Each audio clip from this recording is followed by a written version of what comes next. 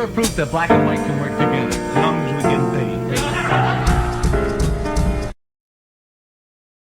Check the technique. Check the technique. Check the technique. Check the technique.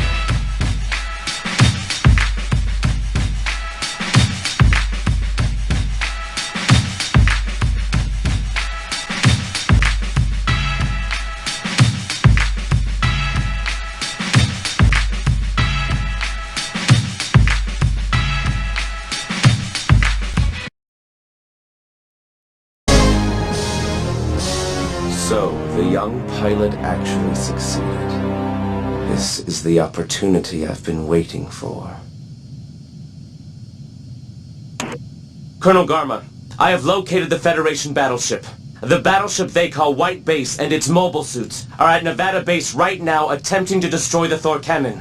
We need your gals for air support immediately. We are passing over Las Vegas right now. We'll be at Nevada Base within minutes. Good work, my friend.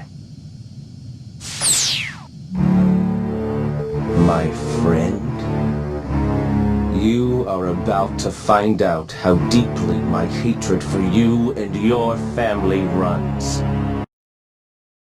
Just gotta keep on trucking, yes sir! I'm gonna go outside and make myself a nice big shiny first place medal, sit in the sun, and have a stupendous friggin' day, god damn it! Well, alright, Urameshi. Would you make me a medal too?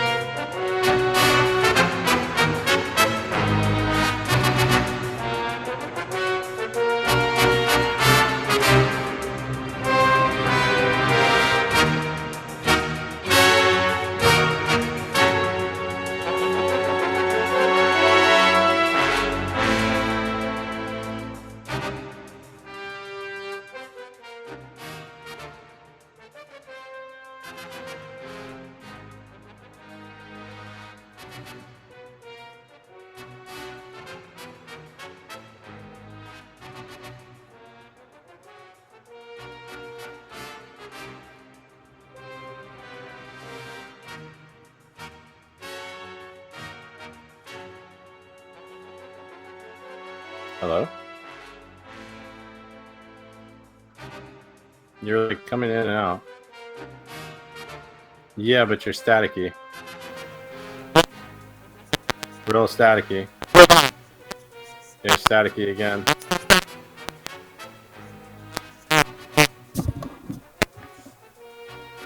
Yeah, you're staticky. It sounds like a wire's crossed or something.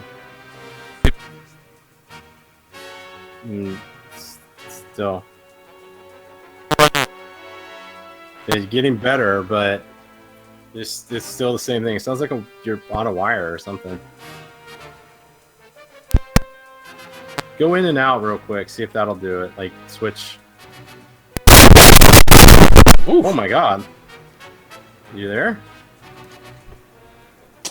Whoa.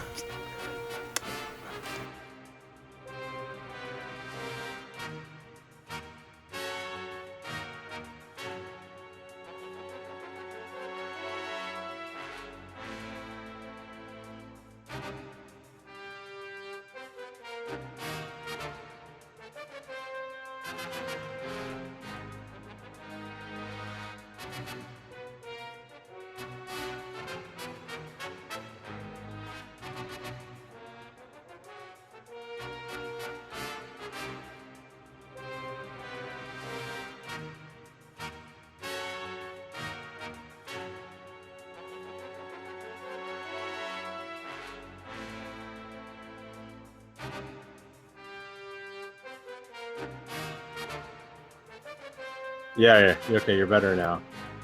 Okay. Welcome to Gundam, everybody! Holy shit! I was about to put that out in the chat. I'm like, oh man, I don't know what was going on. What a way to start the show. Good stuff. It was the awesomeness of Fat Char that just completely took everything down. It's like, Nothing will be better than Fat Char right now. I haven't streamed in a month, and this is what I get. Holy shit! Oh man, yo, my mixer must be going. Oh no, it was working fine. Neo and I must have spoke for like an hour talking, and there was no issues. And then now, as soon as we start the show, everything goes to shit. Yes, yo. It's like you sat on like you were on a wire or something. I was like, what the heck? But yeah, it was Fat Char, man. Blame it on Fat Char. Blame it on the misfortune of your mixer. Yeah, the misfortune of your acting ability. I like to see that Fat Char went to the Shatner School of Acting. he was the number one student. He was the valedictorian. Valedictorian. Shatner School of Acting. Oh, but Garma, you are gonna pay for the misfortune of your birth. Yo, my sides. Oh my god. Oh, I had to start it off with that, man. Oh, good shit. That's what's called an icebreaker. Well, welcome everyone to episode 198 of Gundam MAHQ. And yeah, Fat Char is coming, and Fat Char is taking over the airwaves here. He is. We saw. So yeah, that is some particular some awesomeness there of Fat Char. Oh boy. For those that don't know what that is, that's from a PlayStation game from back in the day that only released in Japan. Stream, let me know what the name of that game is. I totally forgot, but it's from a PlayStation game where they actually reenacted many scenes from Mobile Suit Gundam in live action with these actors. They must have just grabbed off the street, because man, it is bad. Wait till you see Sayla and Bright later. You're gonna laugh. So stay tuned to the end of the show. Oh, Target Earth. Yo, shout outs to Enron in the chat. Oh, Yazi says War for Earth. Yeah, thank you, fellas. Yo, shout outs to Yazi and Enron for that insight. Yeah, look it up on YouTube, man. You'll get at least two hours of nonstop laughs. Because it actually looks like more or less like Target non-union acting. Oh my gosh, you'll never see Amuro in it because you as the player is Amuro, so you don't get to see what he looks like. Oh, but man. You will get to see a lot of the other white base regulars in that, as well as some of the Xeon heavies, including you saw Char and Garma in this clip that started off the show. So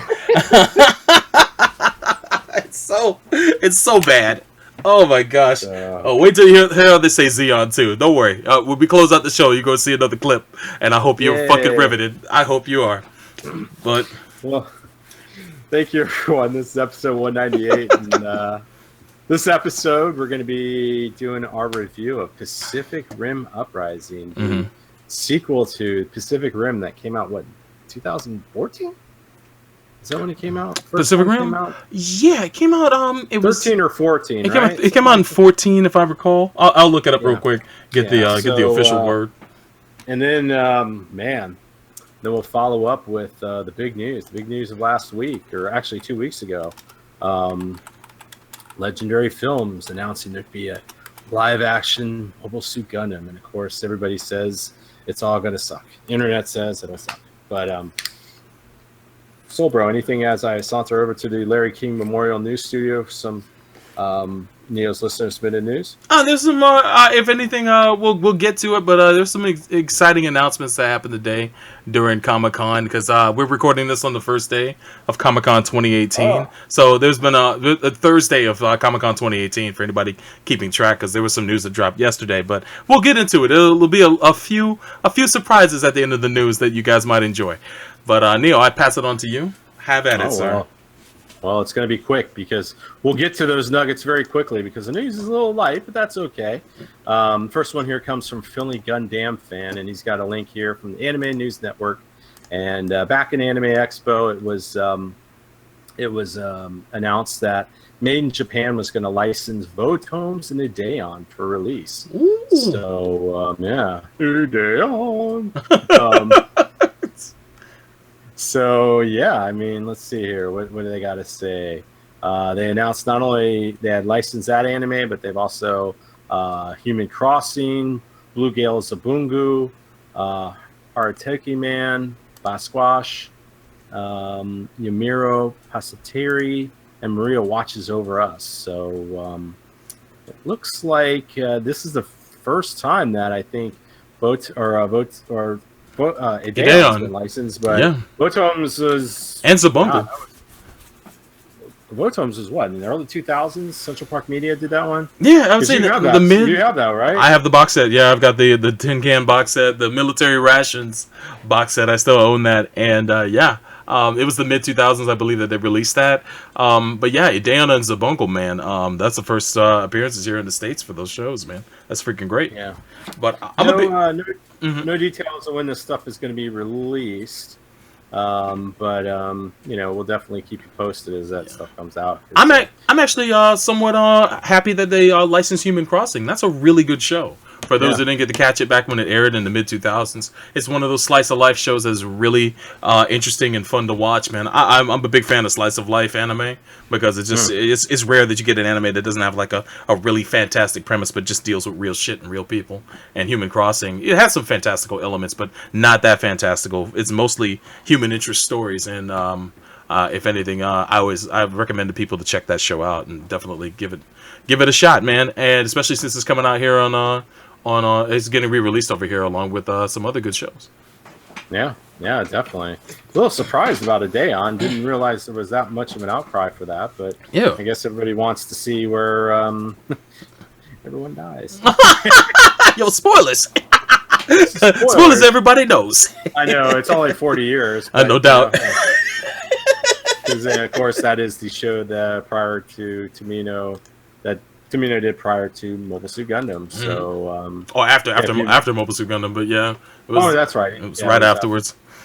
So and you'll see all the good stuff in there. So thank you, Mr. Philly Gundam fan, for your submission there.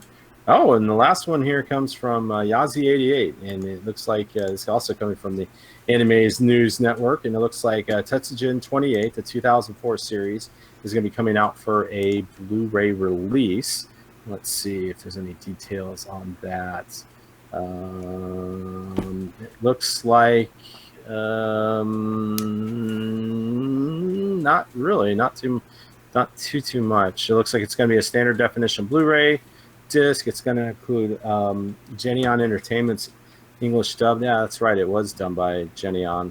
God, that's a blast from the past, isn't it? Genion? Yeah, Genion, man. Formerly Pioneer. Yeah. So, doesn't say. Looks like they're going to be doing more announcements at the OtakuCon convention on August 12th. So maybe we'll get more concrete dates on that. But yeah, some good stuff there. So definitely some old shows being released to the masses here. Always good stuff. So I'm going to bring us over to our reporter in the field on the floor of Comic-Con at the San Diego Convention Center, Soulsboro. What's the news you got for us, man? What's the news? Well, we got a bit of exciting trailers dropped. Before you do the news, any Fat Char sightings? Oh my god, the original Fat Char was the original Fat Char that we knew of was actually seen in San Diego Comic-Con. Didn't you run into him and take a picture with him? I did. I ran into him with Fat Char. Yeah. I remember that fucking picture. It might have been the same guy because it could be. It could be the same guy. So, yeah, I don't know, but we'll see. His new type powers have expanded his waist. Yeah. Yo, son. Oh my god. But yeah, two trailers of interest dropped today. One of them I picked because I know Neo really enjoyed this series. I have yet to actually watch much of this series in general. I've watched its follow-up, but I have yet to watch this original series in full. And shame on me because I really enjoyed Star Wars Rebels. So I've been enticed to go back and watch the Clone Wars and get a full of that. I just, part of me just doesn't want to sit through that movie because I heard how bad it is, but at the same time, the rest of the series is good. I mean, believe me, yeah, it is. There's plenty other bad Jar Jar Binks episodes that you have to go. There's actually a few that are okay, but like anything, in the first, there's hit and miss with it, but after probably season 2, it really gets its ground. So, think of it, it was a different time back then. It was done under a different, thing, and it's truly made for kids, but it slowly becomes an adult show. So, and the movie's not that bad. It's just an hour and a half of Sky Guy. Yeah, it's just. I forgot about that shit. Oh my god! But it's so little to have to stomach through. Not only do you get Sky Guy, but you find the origin of Snips. So hold on. Shout out to Yazzie. He said, "Blame this on the misfortune of your girth." Yazzie, please. Zaku cockpits are huge. Oh, Fat Char in it. It had to be, man. 3 times the size. But actually, the greatest thing about the Clone Wars cartoon is the beginnings, when they have the thing when the one guy is like, "It's Destination Hoth. The Republic is fighting the Separatists." The dude that ends up being the Admiral, what's his face, Admiral Yularen or whatever. Yeah, it's everything is like an old timey newscast at the beginning. It's freaking awesome. I wish they just had a video of just all those on a loop, because they're hilarious. Man. You put them in black and white, you think you're watching stuff they showed like during World War II. So. That's what's up, man. Continue with your news on that. Well, the trailer dropped for a continuation of Star Wars Clone Wars. Apparently, for those who don't know, when Clone Wars initially aired, it was actually came to an abrupt end because of partially because of the buyout of Disney buying Lucasfilm and the acquisition of Star Wars. At the time, Clone Wars was airing on Cartoon Network, and Disney wanted to transition all Star Wars properties to other places, so they had to cancel Clone Wars because of the deal that Lucasfilm had with Cartoon Network for the show having exclusivity there. But they did make behind the scenes animatics and storyboards and whatnot for Clone Wars, which eventually got released as its own I guess mini series or partial series. Did you watch it, Neo? I watched the whole thing. It's like 6 or 7 episodes, I think, and it's on. It showed on Netflix. When you watch, because Clone Wars is still on Netflix until it probably goes on that Disney streaming next year, and it's okay. Animation's not as good.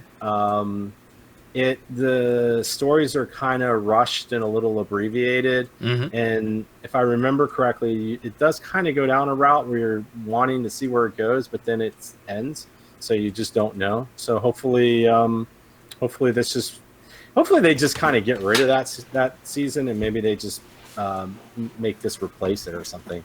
That to me would be kind of that would make it easier to digest. I'm guessing that's what the plan is, because that's all that stuff that they released for quote unquote season 6 was pre-planned stuff that was unfinished. So I'm assuming they're going to take that material, polish it up, and make it look a lot better, and fully flesh it out into episodes. It's supposed to be a 12-episode season, if I remember reading correctly. And here's the trailer for it. Do you have the link up on your end? Yeah, let me bring it up now. And I'll bring it up on my end. Yeah. There we go. Okay. So here's the trailer for what they dropped. Hall H. Let me get back there. Okay. I'll count this down, but I'm just 0-0. Yeah. You're on 0-0. Cool. I heard and I saw some reactions on Twitter that the hall that they showed this in went nuts, and I saw some reactions from the people in the audience. So let's see our reactions. Neo hasn't watched this. I have, just to give you guys some reference. So on 1, you can unpause. Here we go. 3, 2, 1. Oh, that's me, Lucasfilm. Oh, wait.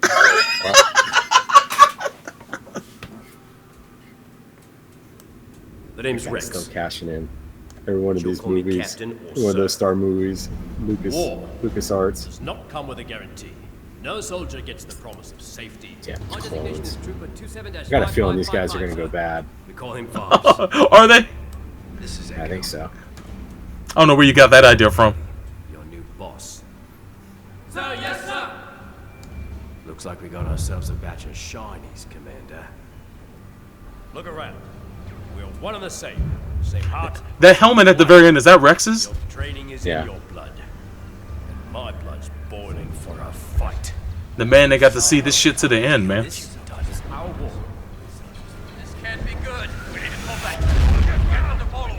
If we can draw them out, we can see them. If we can see them, we can hit them. That's about how many clone troopers they do lose in every battle. Woo! God damn.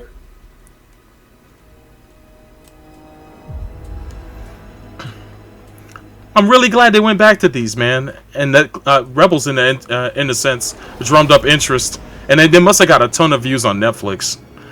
It's not even Rebels. They've been asking for a real end to the Clone Wars since that one debuted. So True. because it's abrupt. It's like really. It's almost better not to watch it. What I'll probably do is wait until this series starts and then. Solid Snake. Yo, Solid. Yo, look how Anakin looks, man. Yeah. Holy shit.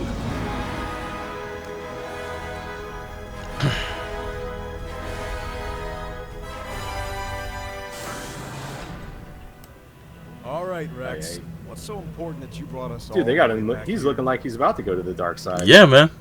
He's got the shadows around the eyes and everything. They raised the budget too. Yo, look who it is. Well, it's also like 10 Hello, years Master. later. It's been a while. Isn't that that's Ahsoka. No, not Ahsoka, but the Mandalorian next to her. That's your girl that's your girl's from Battlestar Galactica, right? I think that's homegirl that eventually ends up with the Darksaber.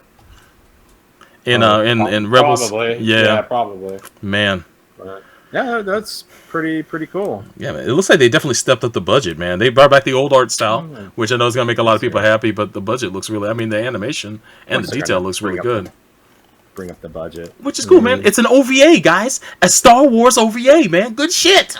Finally. So it's an OVA. Oh, well, yeah, I guess it is an OVA. Yeah, I mean, it's going direct to the Disney streaming service. For those who are wondering where you're going to be able to find it, it's going to be exclusive to the new Disney streaming service starting up next year. So they need to bring back the narrator, though. I mean, if you're going to keep that, it's going to be like, yeah, that is cool though. They bring up because you don't know the whole thing with Ahsoka in that, right?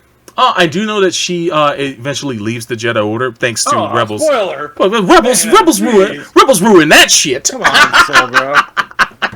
Rebels told me all about that, man, and I think they had a flashback to it in Rebels as well when she left on her own accord, but she was kind of forced out. What's the low price of $49.99 a month? Oh, because it's on the Disney streaming. Yeah, right. Well, no one knows if it's going to cost that much, but Disney doesn't seem to ever be cheap. So I'm thinking it's going to be like $20. It's gonna be HBO Go for the Disney streaming service. They got a pretty good library, but man, they don't got have that much stuff for $20 a month. Brother, they got a much bigger library with 20th Century Fox being a part of it now. So sure, yeah, I mean that's a lot. That's almost that's 100 years. How much of it is stuff that people are actually going to watch? I'm thinking a good deal of it, especially if they're going to have early releases for like films that are not in theaters, but if they're going to make it so that their films that were in theaters show up there first before they even hit digital to buy and all that stuff, that could be another initiative to get it. Now, old cats like us, we know where to find shit, but I seriously doubt it's $20 a month. It'll probably be that. It'll probably be $9.99. They'll do the freaking bait and switch. They'll bring you in at $9.99. Yeah. And after 2 years, it'll be $14.99. I mean, I hope it's cheaper than Netflix at least, because they're not going to have as much to offer like Netflix does. Well, you hope Netflix goes down because half of Netflix is going to be going to lose a lot of stuff. Yeah, that's true. They're going to lose a shit ton of stuff. Oh my god. Because not all their original stuff is good. And then he's like, oh, they got such great shows, and it's like, oh, some of these are just garbage. But so what's the next thing, Soul Bro? The next thing is live from Hall H. Live from Hall H. Oh well, the next thing is something that's definitely up my alley, and I'm sure everybody in the chat has seen this today, but Neil hasn't. The second one, right? The English dub. You got the one I just posted. Yeah, you got it, the English dub one. This trailer dropped today. It's a continuation of a series that just recently ended. Dragon Ball Super just recently ended back in March. And it's now going to have a continuing episode in movie form called Dragon Ball Super Broly. That's right, you heard right. They brought back the old villain from the non-canon, as people would say, although canon is loosely used.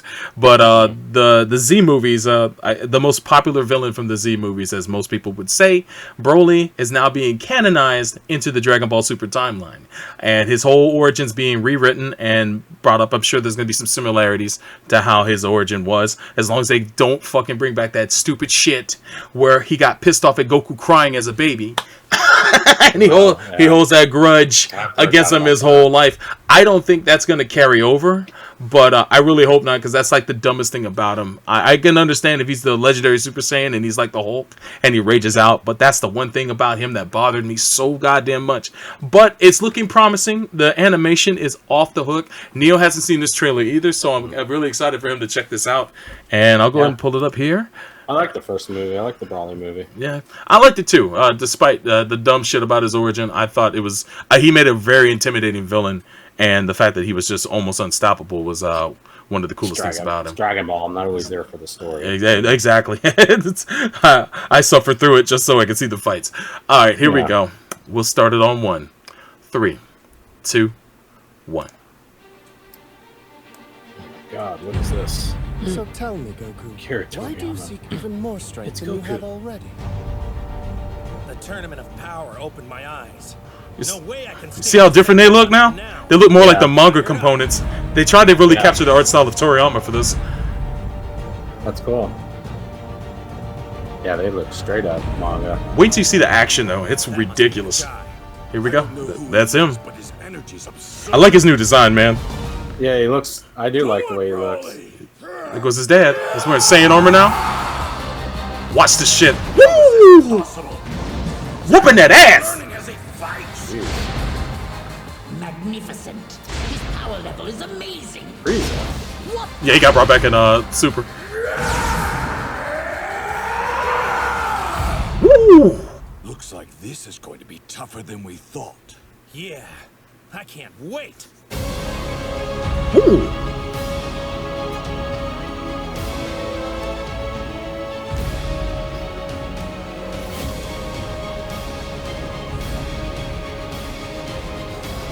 That's cool that they put him in the Saiyan armor. He's getting stronger. Woo!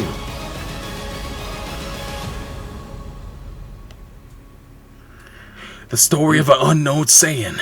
Yeah, man. It looks amazing, dude. I'm quite hyped for that. And it comes out in Japan in December on the 14th, and it comes out here in the States on January, I believe the end of January is when it comes out. So awesome. Yeah, man. It's very interesting, man. I just hope they do a much better job with conveying his rage and getting him to come across a little bit better.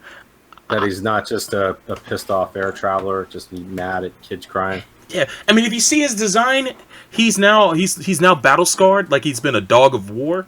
During the time that Frieza was in the afterlife, but when Frieza got brought back to life in Super, he went back to his empire, and he's now building it back up again. And I believe the way they're going to connect all of this is that Broly and his father were found in the time that he was gone, and he's going to try to use him as a tool against Goku and Vegeta, but that's not going to work out well according to what the trailer shows. So we'll see. But interesting stuff, man. How did it look to you, man? It looks pretty good. I mean, you definitely want to check it out. I always enjoyed all the Dragon Ball movies. Mm-hmm. You know, some are better than others, but you know they were always a fun thing. But it's cool now that we're kind of seeing almost like a renaissance of Dragon Ball. Dragon Ball just going beyond generations. It seems like now. I mean, it's becoming one of those generational type franchises. Yeah, it's cool to see. It turned 30 years old not too long ago, and you got a whole 2-3 generations that grew up with it, and now their kids are watching it, and their grandkids are watching it, and it's still holding a lot of interest. I am noticing in a lot of this stuff, though. You know, it's not necessarily hand drawn, but it basically looks like it's hand drawn now. So I kind of like that aspect that they're kind of at least giving that look of like, oh, this is hand drawn. We know it's not. It's all done by computers, but it just has that kind of look. Because with the manga styling there, it does really look kind of hand drawn to me. Yeah, I mean, a lot of it is hand drawn animation. That one scene where it showed Goku Blue going at Broly, and they turned the camera. That is CG models right there. But I think that's the only spot where there are CG models. Although there's a lot of CG effects on the lighting and all that stuff. But it just looks fluid to me, man. It looks like they're going for the Ghibli approach, and I'm digging that, man. It harkens back to some of the very early Dragon Ball films, the first 3 movies from original Dragon Ball, how the animation was during there. So I'm hoping that it's going to be as good as I'm expecting, but we'll see. But yeah, he does kind of look like Yamcha in his original version. Yes, yeah. A lot of people are commenting on that, especially since he has that scar on his face and his hair. He's a little bit Yamcha eyes. Maybe that's the twist. Oh, maybe shit! That's the J.J. Abrams twist. Oh, that's the twist. he was Yamcha all along, like Khan. Yeah. He was Khan all along. I never knew. What a shock! How did a lily white man be Khan Noonien Singh? It just doesn't make any sense. I was completely duped. Oh my god! Oh my god! Fantastic stuff, man. So I turn it back over. Well, thank you for that special report, bro. You're very welcome. We'll get some more stuff from anime or from Comic-Con this year, considering it's a little bit more muted from what I understand. It's it's not really San Diego Hollywood Con anymore. Oh yeah, a lot of studios pulled out, man. Freaking Marvel's not there. At least the movie side, Marvel and Disney didn't bring any movies there. They brought shows, but not movies. And some other people didn't bring some of this stuff they either. want you to go to that D23 thing. Yeah, they do, right? So they got the mouse will take over soon enough. That's the money right in their pocket, boy. Yeah, pretty much. Yep. But well, thank you everyone for your submissions. If you ever have any news submissions, just go to the Neo's listener submitted news articles thread in the Gundam section of the Mecha Talk forum. And I guess I'll just start us off with our first, because Silver, I know we didn't really decide who was going to do what on this. We just kind of did it off the cuff. We're just doing it off the hip. I'll start off with the Pacific Rim Uprising. I'll do a little synopsis, and then we can just go into some of the things, lowlights, highlights, sidelights, everything about it. So this came out earlier this year. It's a direct sequel to Pacific Rim, which came out in 2013, actually. We were both wrong on that. We said 14. Yeah. Guillermo del Toro did not direct this one, but he's a producer. And quick synopsis, set 10 years after the first movie. We see this guy that ends up being called Jake Pentecost, which we find out is the son of the man with the greatest name ever outside of shot weapon, Stacker Pentecost. And we see him, he's just kind of just this guy drifting and just making living off the black market. He's in the LA area. We kind of see a little bit of what went on after the battle, which is called the Battle of the Breach. Of course, we see now the Pan-Pacific Defense Corps is back again. They have Jaegers, even though there's no kaiju coming around, but they're still kind of around. And we get introduced to this girl called Amara.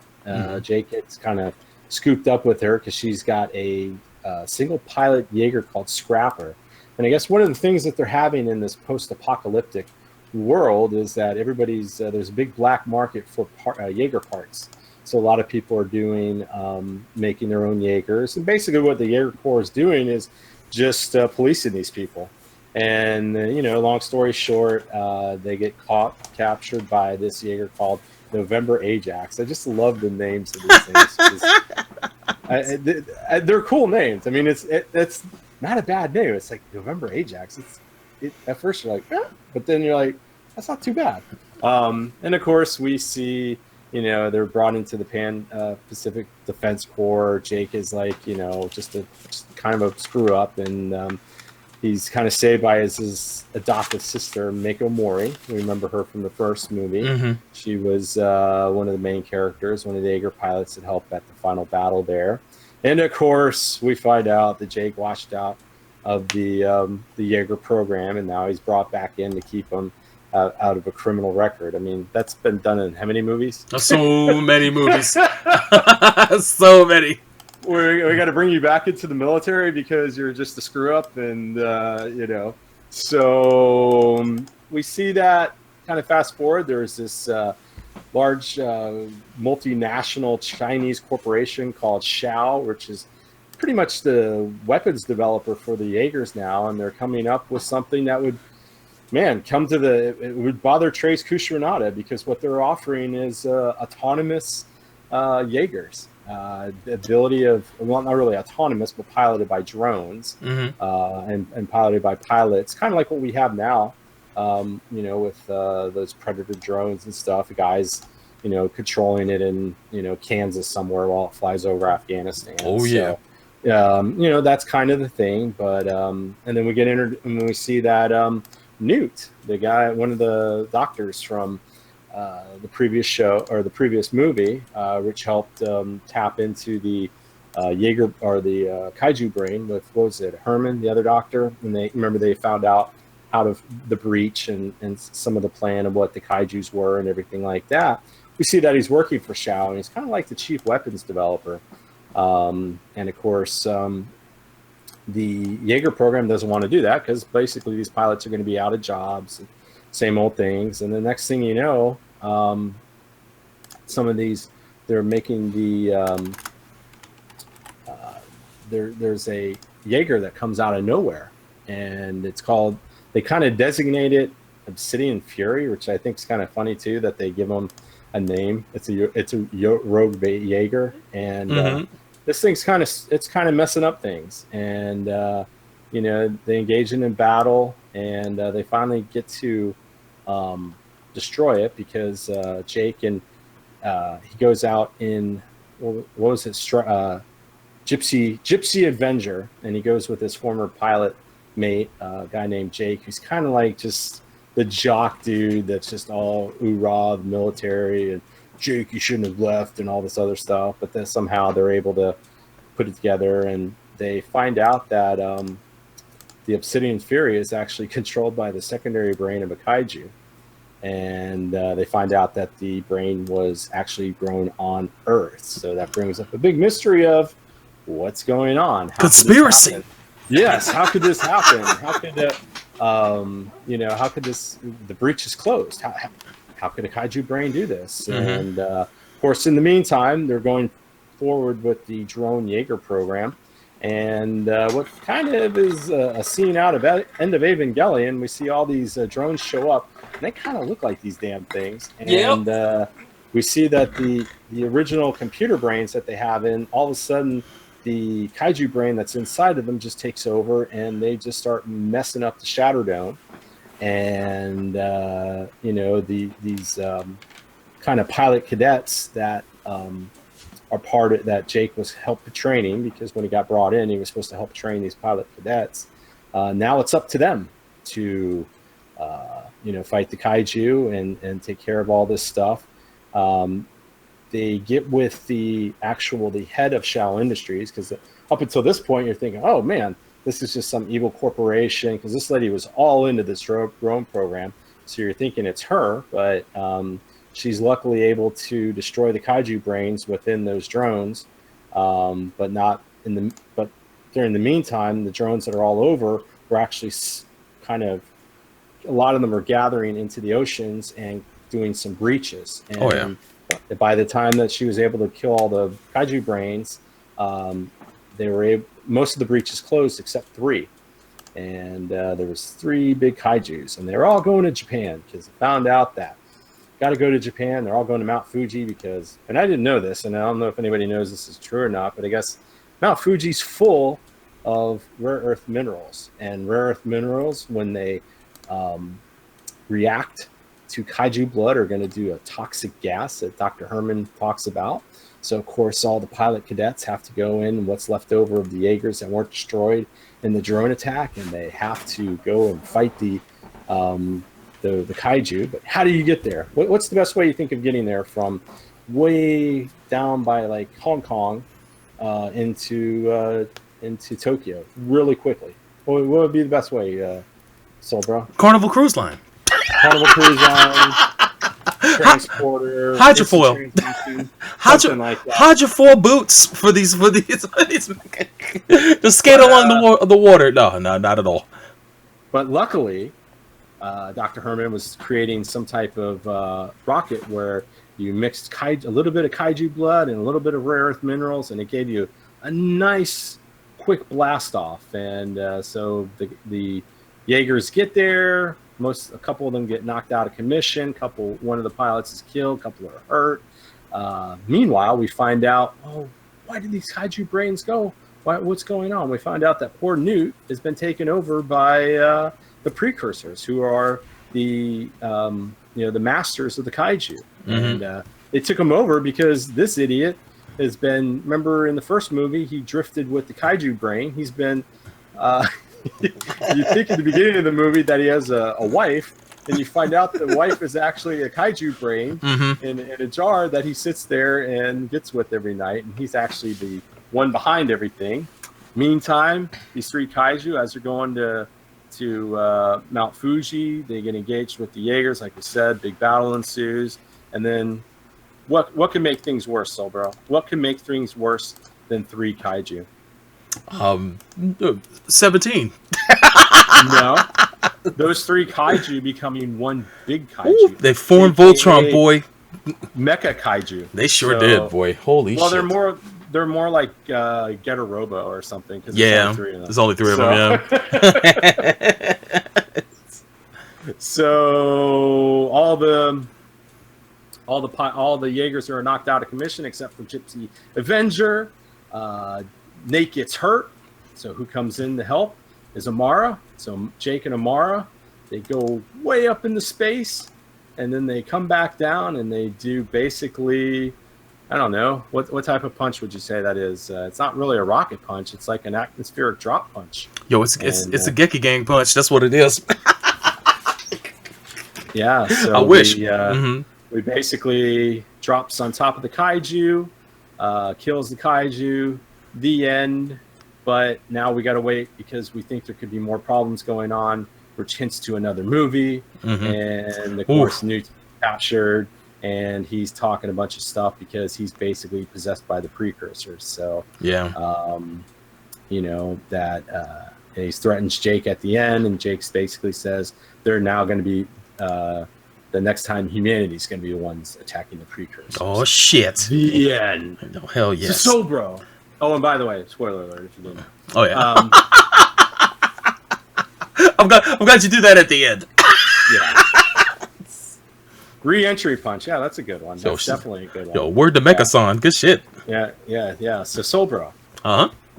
Tell us a little bit about what you liked about this movie. Man, I gotta. Man, it's a movie that I thoroughly enjoyed, but I have come to the realization that most people I talk to did not enjoy this film, and it drives me nuts. But I know the reason why you and I love this movie so much, and it's because it is such a love letter to the genre of mecha anime. Like, this movie is 10 times more anime than the original one. And I love Guillermo del Toro. And 10 times more in lighting than that one, because damn. Woo! I was telling Solbro, I'm like, you know, it's a Guillermo del Toro film because, man, it's always in the dark. Like, but there were pros and cons to that because there are pros and cons. Yeah, they had to do it in the first one because it gave a better sense, and it's a cheap way to kind of hide effects and stuff. You know, that especially, and it also allows I think it allows for people to digest the CG a little bit better when you have everything. Like, nothing beats to me the set piece in Hong Kong when they're in the middle of the city, and of course, Gypsy Danger has the big boat and uses it as a blunt object to attack the kaiju. Oh, in the first movie, yeah, in the first movie. I think that Guillermo del Toro as a director and a creator has an incredible eye for scenic action scenes, but he takes a while to get to them, so his movies kind of suffer in pace a little bit. But I still think he's a magnificent director. Stephen S. DeKnight He is a kind of a meat and potatoes type director. He gets to the point. I think the pace in this movie is a whole lot faster than the first one, and I like the characters and the ensemble in this film a little bit better than the first one. I'll be honest with you. What's his name? Charlie. I forget his last name, but the of course homeboy from I'll pull it up right here. I got it right here in my thing. His name Charlie Hunnam. He's not a strong lead. I like him in Sons of Anarchy, but everything else he's been in, not that strong. Although he's a TV lead. Yeah, he's a TV lead. He was okay in Pacific Rim, but he wasn't super strong in that film. To me, Rinko Kikuchi as Mako was, to me, the true lead of Pacific Rim, and I really enjoyed her character, which I felt more akin to her character. I thought it was Herc and his son. Well, Herc and the Herculoids, man. Yeah, I thought more of them, but whatever. No, and Herc Hansen was cool. Herc Hansen, his son was a bit of a prick until the end, but of course, Idris Elba did a great job in that film. I love that guy and anything that he does. But he lied. Yeah, he did. Because the apocalypse was not canceled. It wasn't canceled. Oh man! But if anything, Rinko Kikuchi was to me the heart of Pacific Rim, and I really loved her in that, and I was glad they brought her back for part 2. But in the back of my head and deep in my heart, I had a very, very bad feeling that they were going to kill her off, and when they did, I was so mad. I shouldn't have been mad because I saw it coming. I saw it coming as soon as she was in that helicopter. It's like, she's dead. She's fucking dead, and sure enough, they fucking pulled that off. They killed her off, as she had the plans. She went out like burning, bro. She went out like South burning. I'm so mad that they took her out like South. Oh my god! But at least she got part of the message out there. She did. But poor Bright poor South Burning. I mean, we'll never know what he had. Yo, shout out to the show. He's in the chat. He says, "Jesus Christ, I'm glad I stopped paying attention to this movie after the first 10 minutes." Show, just to let y'all know, you guys know, show he didn't like this movie at all. He didn't like at all. He was hesitant to watch it, and when he watched it, he was not pleased at all. He gave me his review, and you guys have probably heard him talk about it on stream, twitch.tv/ShowGRomero, if you guys want to run back his archives. But yeah, we got into the discussion. I told him I really enjoyed it. I've seen it probably about 4 or 5 times. We own it on Blu-ray. So yeah, man, I really dug this movie quite a bit. Man. Yeah, man. Going into the set pieces, I didn't think the CG looked as good as the first movie, but it was only like a little bit of a notch down. It wasn't until the final fight that it started to step up. But in some of the other scenes, especially when it was in broad daylight, it was cool to be able to see everything, but it didn't look as good as I thought it could. And I knew they were working with a lower budget for this film. But the amount of heart that they put into, I'd say, the characters, and the characters are not all three-dimensional. Some of them are a little two-dimensional, like the cadets that we don't really get to know all that much. And what's his name? Well, hell, we got to know them more than the other Jaeger pilots in the first movie. Yeah, that's true. Outside of Herc, it's funny because they have that like they almost got like the Battlestar Galactica Hall of Remembrance for all the people that died. So like when Mako's there, they're like she gets added to the Wall of Remembrance, and you see all the. And I was like, oh yeah, those are the pilots from the first movie. It's like I don't even know who they are. Oh wow! Like I didn't even know who those people. No, I mean the Russian couple. Remember the and the Chinese brothers. Yeah, like, you never understood who they were, and it's like, so yeah, it's we at least get a little bit more of these cadets. Even though it's the typical thing of like the newcomer comes in and you got like the one guy that accepts her, then you got the girl that hates her because she got in easier than her. I mean, there's so many damn cliches in this movie. Yes, they hit funny. They hit everyone. They hit every cliche they possibly can, but I still don't hate the movie at all. I don't know what's wrong with me, dude. It's like every sci-fi cliche, every like teen movie cliche. Dude, they smacked into every cliche, man, and I was still there riveted like a total fool. I love this movie. Let me just put this on the table, but I have to sit there. What else did you like about it? I like the callback to the pilots, as you mentioned, but I did take notice that they didn't show Raleigh Beckett, Charlie Hunnam's character, in that lineup. So they kind of kept his. What the hell is he doing? I mean, he's too good to do no a cameo. No, real talk. I believe he was filming King Arthur at the time, so he could make a cameo. But they left the door open for him to come back in a future installment. So I think that's actually kind of cool. Because King Arthur probably did so well. Boy, did it! Boy, did it not!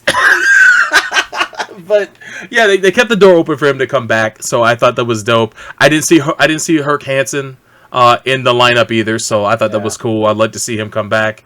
But yeah, really, those are the only survivors besides Clifton Collins Jr. from the first movie that didn't make a return in this. And yeah, Mecha-san also agrees. Scheduling conflicts. That's what I heard too. He wanted to be in it. He wanted to at least make a cameo, but because the people asked him when he was on tour for I think King Arthur, why you weren't in Pacific Rim? He said he wanted to be there, but he couldn't make it due to the thing. So he saw his fondness for that film, and I hope they do bring him back if they do make a follow up for this. But yeah, man, there's a ton of Easter eggs in this film, and as a mecha anime fan, you pick up on them fast, man. As you mentioned, those drones that they created are the dummy plugs from End of Evangelion, straight up and down, from conception to being put into action. That's exactly the purpose they serve. They serve to bring back an enemy, to bring out a more powerful enemy or more powerful adversary for the pilots to face. And how that whole scene played out, I thought was fantastic. And then you have, of course, the major Easter eggs. The one obvious Easter egg and then one not so obvious. When you see the Unicorn Gundam in the middle of Tokyo in front of that building, and you're saying, "Yo, that's the Unicorn Gundam. That's cool." That's you figured it would go with the RX-78, which we saw earlier this year in Ready Player One. You thought it would go with that, but they went with the Unicorn, which is nice because that is probably some of the hotness in Japan right now. But then, just a few seconds later, you see the sign on the building that the statue's in front of, and it says Anaheim Electronics. And although people are like gawking over the Gundam, real deep cut Gundam fans in that audience are losing their fucking minds because they mentioned a corporation from Gundam that is somehow backdoored into Pacific Rim and may have had something to do with the Jaeger program, which is really fucking cool. At least you can speculate. Oh yeah, Ron Perlman's character wasn't in the movie. Shout out to Yazi for that. Didn't he get eaten? No, he got out of it because that's right. He got out of it. You watch at the very end, you see him get out. But yeah. He also wasn't in it. I believe he was filming something else as well. But that was really cool. Shout outs to FredRex00 on Twitter. He's a big fan of this movie too, and he had mentioned to me that the villainous turn by Newt is something that is actually akin or it harkens back to Magenzer Z with a character called Dr. Hell. Dr. Hell was also a good guy at one point, but then he becomes enamored with darkness, and he becomes one of the main villains of Magenzer Z. Murphy? Yeah, you got enamored with Charlie Murphy? Yeah, exactly. Charlie Day got enamored with Charlie Murphy. Well, you said darkness. Darkness is. Oh my gosh, yes, he got enamored with Charlie Murphy, but no. But you know what actually annoyed me is that I went into this movie already knowing that was going to happen, and it wasn't because I read spoilers. It wasn't because someone I knew saw the movie and had told me about it. No, I went into this movie already knowing that that Newton was going to turn, are going to be the one of the villains in this film because of something that happened on the press circuit for the first film. What you guys don't know is when Guillermo del Toro was out on the press circuit for the first film, he would talk nonstop about his thoughts about what he was going to do for the sequel for this film. And one of the biggest things he would talk about consistently is that he was going to have Newton become enamored with the kaiju and have his brain hijacked by one and become the villain of the second film. So here I am in the theater just sitting and waiting for him to make his villainous turn, and it's like, I know this motherfucker's working with the kaiju. And then when you see that scene with him having the kaiju in his apartment, it's like, oh well, there you go, that confirms it for me that he's going to be the villain of the film. And lo and behold, of course, when he makes that turn in the middle of the film, it wasn't surprising to me at all when he turns on his old friend. But yeah, they were saying that way back in 2013 when they were on the press circuit for this film that this was going to be a major plot point in the sequel, and I wish I had forgotten it. I really wish I did. But lo and behold, I didn't know about it, but it was kind of evident after, especially when he does show up there. You're like, oh wow, this guy is gonna be he's gonna be the baddie. Because at first they position it where you're thinking like the head of Shao Industries, the real no nonsense boss lady, was going to be the one. And it's like, after a while, I'm like, I don't really see that happening, because this is like, she's just too worried about business. Yeah. And she didn't even have like this evil thing to her. It wasn't like, she was just going to be like the evil businessman. It was just like, she's just straight up about like doing business and making a good drone program. Yeah. I didn't really get that. But anything else that you liked, so I can get into some of mine, so bro? John Boyega was a fantastic lead. I think that he's actually the better lead between the two movies. He had charisma. We talked about this before the show, but he reminded me so much of Judo Ashton. Because his job was to kind of to take parts from old down Jaegers, and his junkyard, and also of course what's the name of the girl that was I forget her name, Amara. She reminded me also of one of the junkyard kids from Double Zeta. So there's a little bit of that in there too, and yeah, they felt like the characters, the cadets felt like characters ripped out of mecha anime, man. And I love the charisma. I love the back and forth between them. I agree. All that stuff, man. I think Jake was more Garrett. Yeah. He's a little bit more Garrett? You think he's more Garrett? More Garrett, shit. Because he's a loner. Yeah, that's true. And Judo is all about him in the junkyard. He's all about the family, man. He's more Vin Diesel. He was. He's more Dominic Toretto. Dominic Toretto, baby. Yo, shout out to Fred. I remember he also told me on Twitter today, he said the wall of kaiju that they showed have mad references to other monster movies, other kaijus from monster movies. So there's Easter eggs of that in this film too. If you look real closely, you'll see monsters from other films on that wall of kaiju. So I think that's fucking-tastic. And there's probably a ton of Easter eggs from monster movies of the past that are in this film that completely went over my head. So my apologies for not being able to bring those up. But yeah, man, I had a lot of fun with this film. And Neo, what did you think about it? Well, I'll be honest. When I saw those trailers for it, I was like, and I finally watched this because I was going to watch it for Gundam. I had been meaning to watch it. I just never got to it. And I think it was just because when I saw those trailers, I was just like, because they were like, I don't know. I don't mind. It wasn't like the. I think it was because they were putting the music with it. Like they were doing like I think it was like hip hop with it, and I was like, I like hip hop. I like this, but it wasn't like appealing to me. It was just kind of like, Yeah, I mean, when they force a Kanye West song and they force that shit down your throat, I can't stand that shit. I can't stand that guy in general. It wasn't like forcing it. It was just like it didn't seem like it went. So I'm just like, oh boy, I don't know what this is going to be. Yeah, I watched it. I was pleasantly surprised. I mean, I'm not going to sit here and say that I loved it. I did not hate it. I liked it a lot. I think it's a fun movie. It actually went beyond my expectations because I didn't really know how they were going to approach it. I think Jake was good, but once again, that character, I've seen it before. So I mean, that's one of the bad things. I mean, that he's the typical thing where the father's the great hero and everybody's comparing him to him. So I mean, he's not anything we haven't seen before, but it wasn't like it wasn't bad either. I mean, it just wasn't a bad. It was like Solbro said, they do a lot of shout outs to stuff in mecha anime, and one is I thought of Arthur from F91 where they showed one kaiju with the bullet casings falling on the ground. I'm like, man, what about Mother and Child and Arthur? I was waiting for him.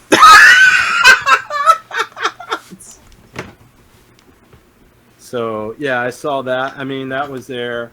And of course, the Saber Athena is basically Evangelion Unit 2. And not only look, I think the only thing different from it is just the head. Everything else looked the same. And it even worked the same, it seemed like. Dude, they did that old trope where they went up against their own type of mecha in this movie, man. They went up against kind of like a clone they had to go up against of something from the past. And it worked also in that case, man. I enjoyed the fact that they did that trope in this. It was... They were a little bit more destructive. I mean, Tokyo got the shit knocked out of it. It did. And it did. Something they showed that I didn't notice so much in the first movie. Maybe it's because the kaiju hadn't shown up for a couple of years. We actually see when people are running to the fallout shelters or the shelters, they're getting killed. Yeah. And I was like, wow, that's different. But so it's a little bit more violent on that aspect. And it does seem like, they do. I think everybody learned from the Man of Steel that you have to like at least nod that you're somehow trying to get the innocent people out of the city before you fuck it up. because there's even a point, I forget which Jaeger pilots there were, but yeah, it's confirmed everybody's made it to the shelters. Now we can go balls out. It's like not everybody. Okay. That's some old bullshit. So it's it's pretty funny on that aspect, but so other than that, I mean, it's kind of what I expected it to be. Like you said, the great reveal of Newt being the actual baddie, not a big stretch. Kind of the thing at the end, the ending there with the rocket punch from outer space. That was kind of interesting. I guess in the next movie they'll just create satellites where they can just do kinetic, like just drop rods down and use kinetic energy to kill the kaijus. That'd probably be much cheaper than building Jaegers. That probably would be, yeah. I mean, I'm sitting there, I'm like, okay, the whole reason why they were able to do that was basically because they just used gravity. So maybe that would be the best thing to do. But Solbro, any things you didn't like or any things that were kind of lacking for you in the movie? One thing I wasn't too crazy about, and it's mainly because this actor really hasn't gripped me in anything he's done, is Scott Eastwood, man. He's definitely... I don't want to say wooden because I see that he's trying, but I saw him in Fast and the Fate of the Furious, and I've seen him in other films, and I watch him in this, and I gotta say this is probably the best he's ever been in all the movies I've seen him in. But he's definitely not his dad, and I can't put that on him as an actor to try to be like a clone of his dad. But Michael Douglas stepped it up from Kirk Douglas. I think the other point that you have is maybe the fact that he's getting these roles is because of the last name, and maybe it might be good to have other actors to do these roles. Dude, I mean, nothing against. I'll be honest. I don't. I didn't think of him that bad. Yeah. Mainly because there's not that you don't have to deal with him that much. I mean, he plays dickhead bro really well. So that's like, so in every movie where you need like dickhead bro dude, like dickhead bro frat guy, he's that guy, and that's basically what that character was. He was in one of Nate was. He was in one of your favorite movies of all time, Suicide Squad, and he was practically an extra in that shit. Yeah, he's in that movie. Go back and look. One of my favorite movies of all time. How dare you? Thank you. Oh, let me not put that on. Let me not put that on Neo. Neo cannot stand that movie. Just put that. Let me put that in. Let me correct that statement right there, because I don't want people to think he loves that fucking movie. Whew. The only thing I will say about that movie is they did pick some good songs to listen to. But other than that, yeah. So, yeah. I mean, he's not. I didn't see it as much, but I get what you're saying. I mean, he doesn't jump out at the screen for you. No.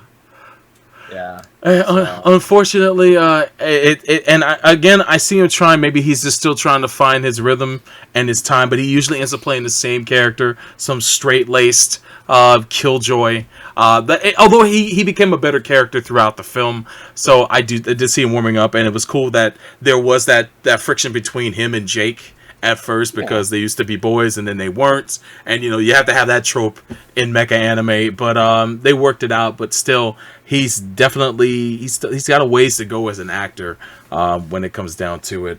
I guess another thing that probably bothered me a bit is that Charlie Day, he can ham it up, but does he have any other notes in his acting ability, man? That's what I'm starting to wonder.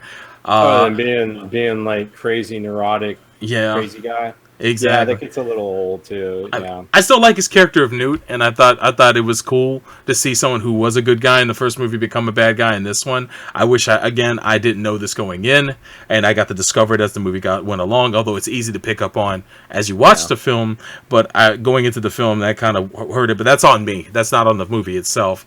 But I certainly hope that if they do make a third one, that they do find a more compelling villain for that one, and maybe someone who will definitely bring the heat acting wise. Other than that, Stephen S. DeKnight, he's definitely a director that I like, and he's definitely a showrunner I've enjoyed throughout the years. He worked on Daredevil recently, and he was going to work on actually, I'm getting my wires crossed, but he did work on the first season of Daredevil before he left, and someone else took over for his or season 2 of Daredevil, something like that. But hey, I've enjoyed what he's done. I'm all over the place, but I don't think he's quite the director that Guillermo is. I do like the fact, as I mentioned before, Guillermo del Toro is an Academy Award-winning director. Yes, as of recently, yes, he is.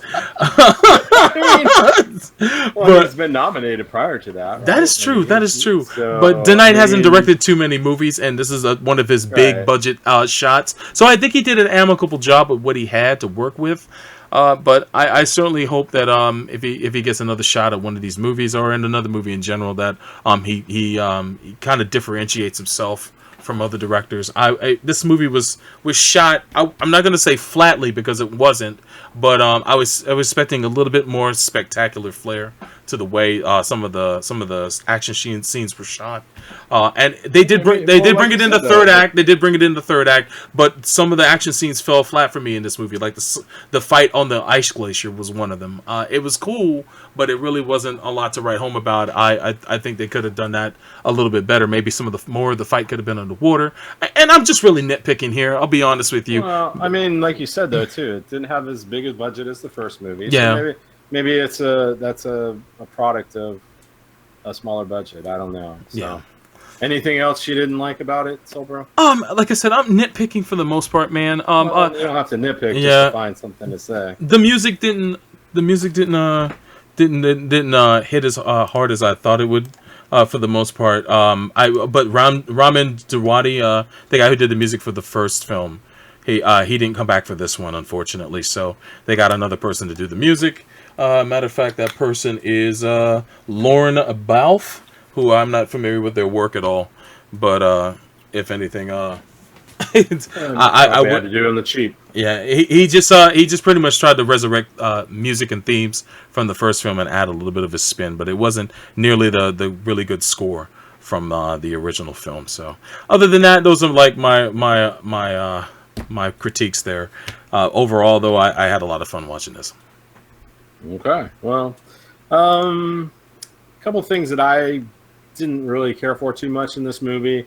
One is going to be probably the biggest one, is the final battle.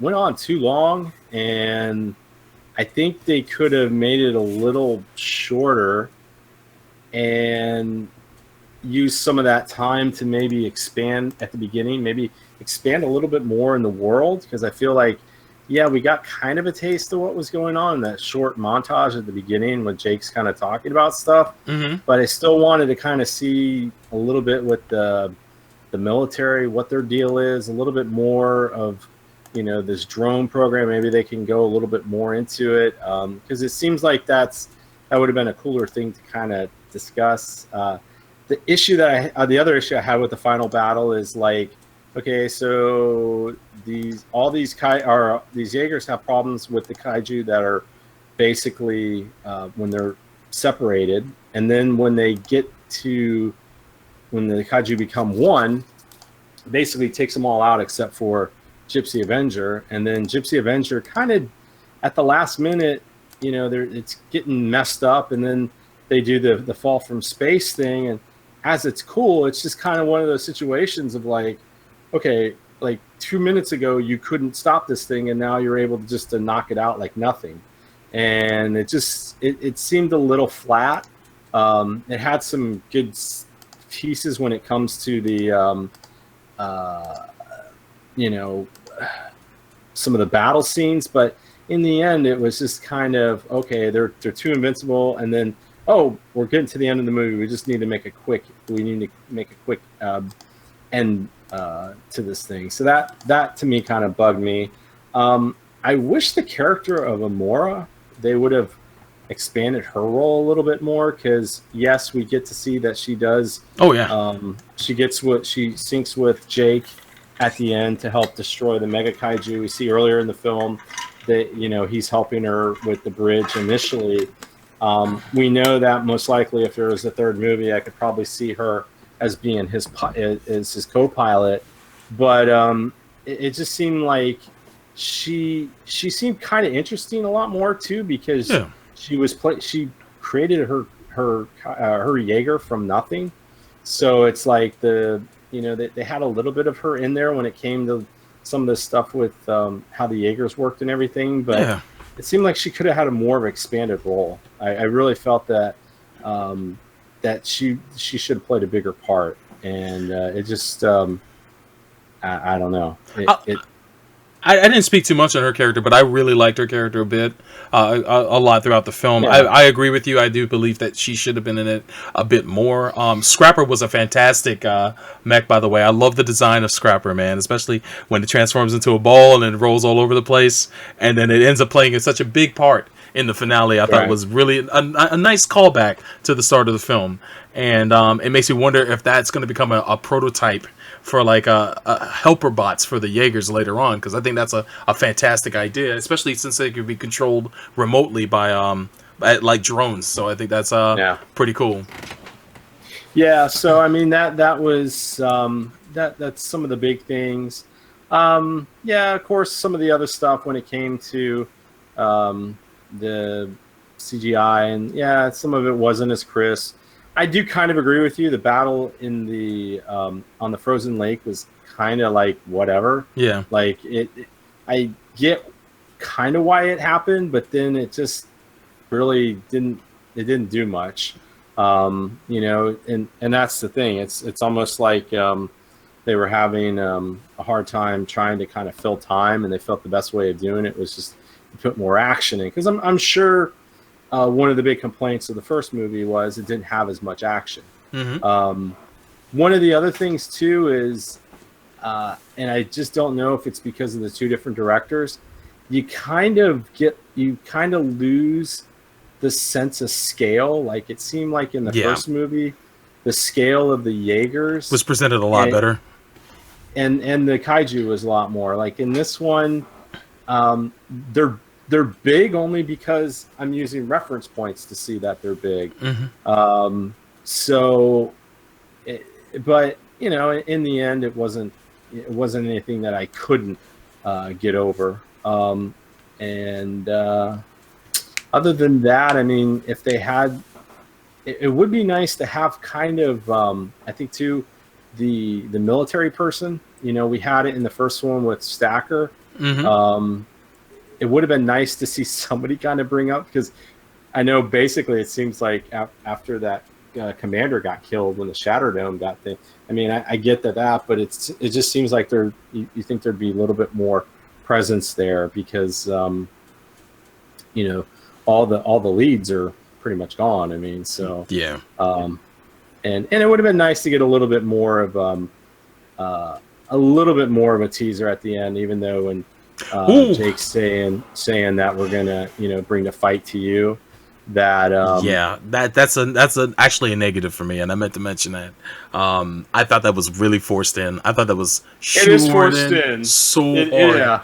Oh, I thought that was it took away a little bit for the enjoyment I had for that film. It would have been better if they just would have showed them creating some different type of Jaegers or something like that.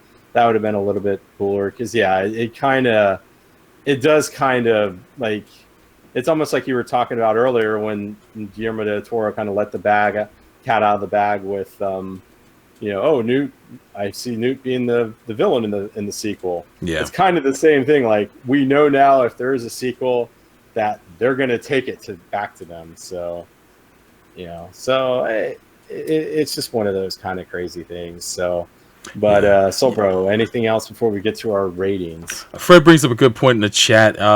They could have mentioned Raleigh Beckett at least once in the film. I thought they did. And I don't believe they did, to be honest with you. I thought they talked about it when they were talking about the Battle of the Breach. They brought up because I saw it like 2 nights ago. I swear to God, I remember them saying something about the sacrifices of the original Jaeger pilots in the battle. And they did. Hearing his name. If they did, hearing they said Mako Mori. I think they said Riley Beckett, and they talked about. Yeah, you saw it a lot recently, more recently than I did. So, but they at least mentioned him. Yeah, but yeah, he's nowhere to be found. But what Fred wrote here is, where the fuck was Raleigh?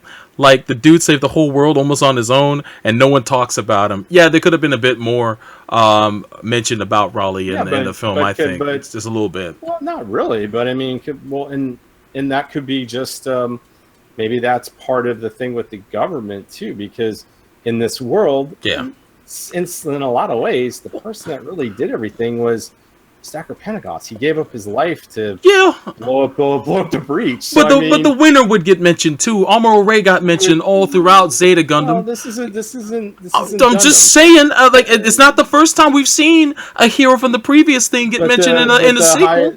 The highest ranking, but he survived, and he was also kind of a fuck up. If you think about it, so the highest ranking, like, not only the highest ranking ranger, but the commander of everything, and then like prior to that, a hero pilot gave up his life to seal the breach. Yeah, I completely understand, but I think after 10 years, the story's going to be Stacker Pentecost saved us all. Well, hold on, because Raleigh closed, as Fred points out, Raleigh closed the rift. He deserves as much of part. Him and Mako deserve as much part of the credit and to be talked about. But just like in Armageddon, someone had to stay behind to do the nuke. Yeah. So no one should talk about Ben Affleck then? No. If there was Armageddon 2, he would be, and it was 10 years later. Right. They'd be going up to Liv Tyler. They would be like, "Oh, is this your husband?" They'd be like, "Your dad's a hero because he's the guy that he gave up his life." Yes. I get that, and I honor the dead, especially when they sacrifice to bring us a better world. I do get that, and they mention Stacker Pentecost quite a bit in this fucking film, and that's cool because I love Idris Elba, but they could have mentioned Raleigh a little bit more than they did. I'm just saying, just a little bit more. So it's like maybe a sentence or two between Mako and Jake could have talked about him, because I'm assuming Jake must have met him in passing at least once, and they could have brought him up and where he was just to it's Fred writes here, you could say that he passed or he retired, but they kept it completely ambiguous. So it's like, man, just let us know exactly what his fate was. Maybe they wanted to keep it a mystery just in case there is a sequel that comes out. But maybe he was just you know, maybe he's like Luke Skywalker. He went to another planet and he just had to you know, he didn't want to be away. He didn't be around all this stuff anymore. But I mean, Yazi writes. Go ahead. I get it to a point, but Jesus Christ, Stacker Pentecost gave up his life. Yeah. So. Well, Yazi writes here, but there is a difference. Amuro himself was in Zeta Gundam, but Yazi, there was no scheduling conflict with Amuro. There was with this guy. Well, now you guys are nitpicking. Yeah, exactly. Like, I mean, come on. Okay. Big deal. They didn't mention him. I mean, you know, he would have just been like, you know. Anyways. Yeah. but still, I mean, they did the best they could, and you know, like I said, I do remember his name being brought up. Like, yes, they didn't say Riley Beckett, the man who, you know, piloted Gypsy Danger and helped seal the breach with Stacker Pentecost. They didn't do anything like that, and he wasn't dead, so of course he wasn't on the Battlestar Wall of Remembrance. So, you know, whatever. He'll be in the next one. Yo, what else is he doing? Damn, I should be like that. Oh my god. But yeah, when they shoehorn that tag after the in the mid credits about we're gonna go after you guys. We're gonna have a counterattack against y'all. It's like, oh my god, I wish y'all didn't do that. We already know that they're gonna angle for a sequel, but there's many different ways they could have done a stinger. That was probably filmed like 3 months later. Yeah, I think so. I wouldn't doubt it. We need to make this a franchise. So bro, anything else? That's pretty much it, man. Overall, I really enjoyed this film. My ranking, I would give this movie. Oh man, I would give this movie four heavily troped anime series out of 5. I would give it that. I like this movie just a little bit less than the original, because the original did a lot of world building that I appreciated. Even though the pace is slower with the original, there's just aspects about the original one that I do find that makes it a better polished film. But this one has a lot to love in it, and it does ride off the coattails of the original. But if you've already seen the original, it makes a good companion piece to it. So I definitely recommend it for anybody who saw the original. I do know there's a lot of people out there who didn't like this movie, even though they like the original, and I respect that. I get it. Even if you're longtime Mecha fans, you're looking at it as a film, and it didn't do its job as a movie. But to me, I went into there with my eyes just like dinner plates, watching this film and just enjoying the foolishness. Man, it was great. But what did you think of it, Neo? Well, you're pretty generous. 4 out of 5 is pretty good. Yeah. I'd have to, you know, some of the faults that I brought up, they did kind of. I felt they were things that were very easily fixed and could have been done within a, you know, probably the normal budget that they had. So, unfortunately, I'm going to be a little bit lower. I'm going to be 3 trash bots out of 5, or actually trash Jaegers. Trash Jaegers. Yeah. 3 scrappers out of 5. I see you. Yeah. So, so that's our thoughts on Pacific Rim Uprising. I guess it's the over and under now of is there going to be a third one? So I mean, there probably will be. I think.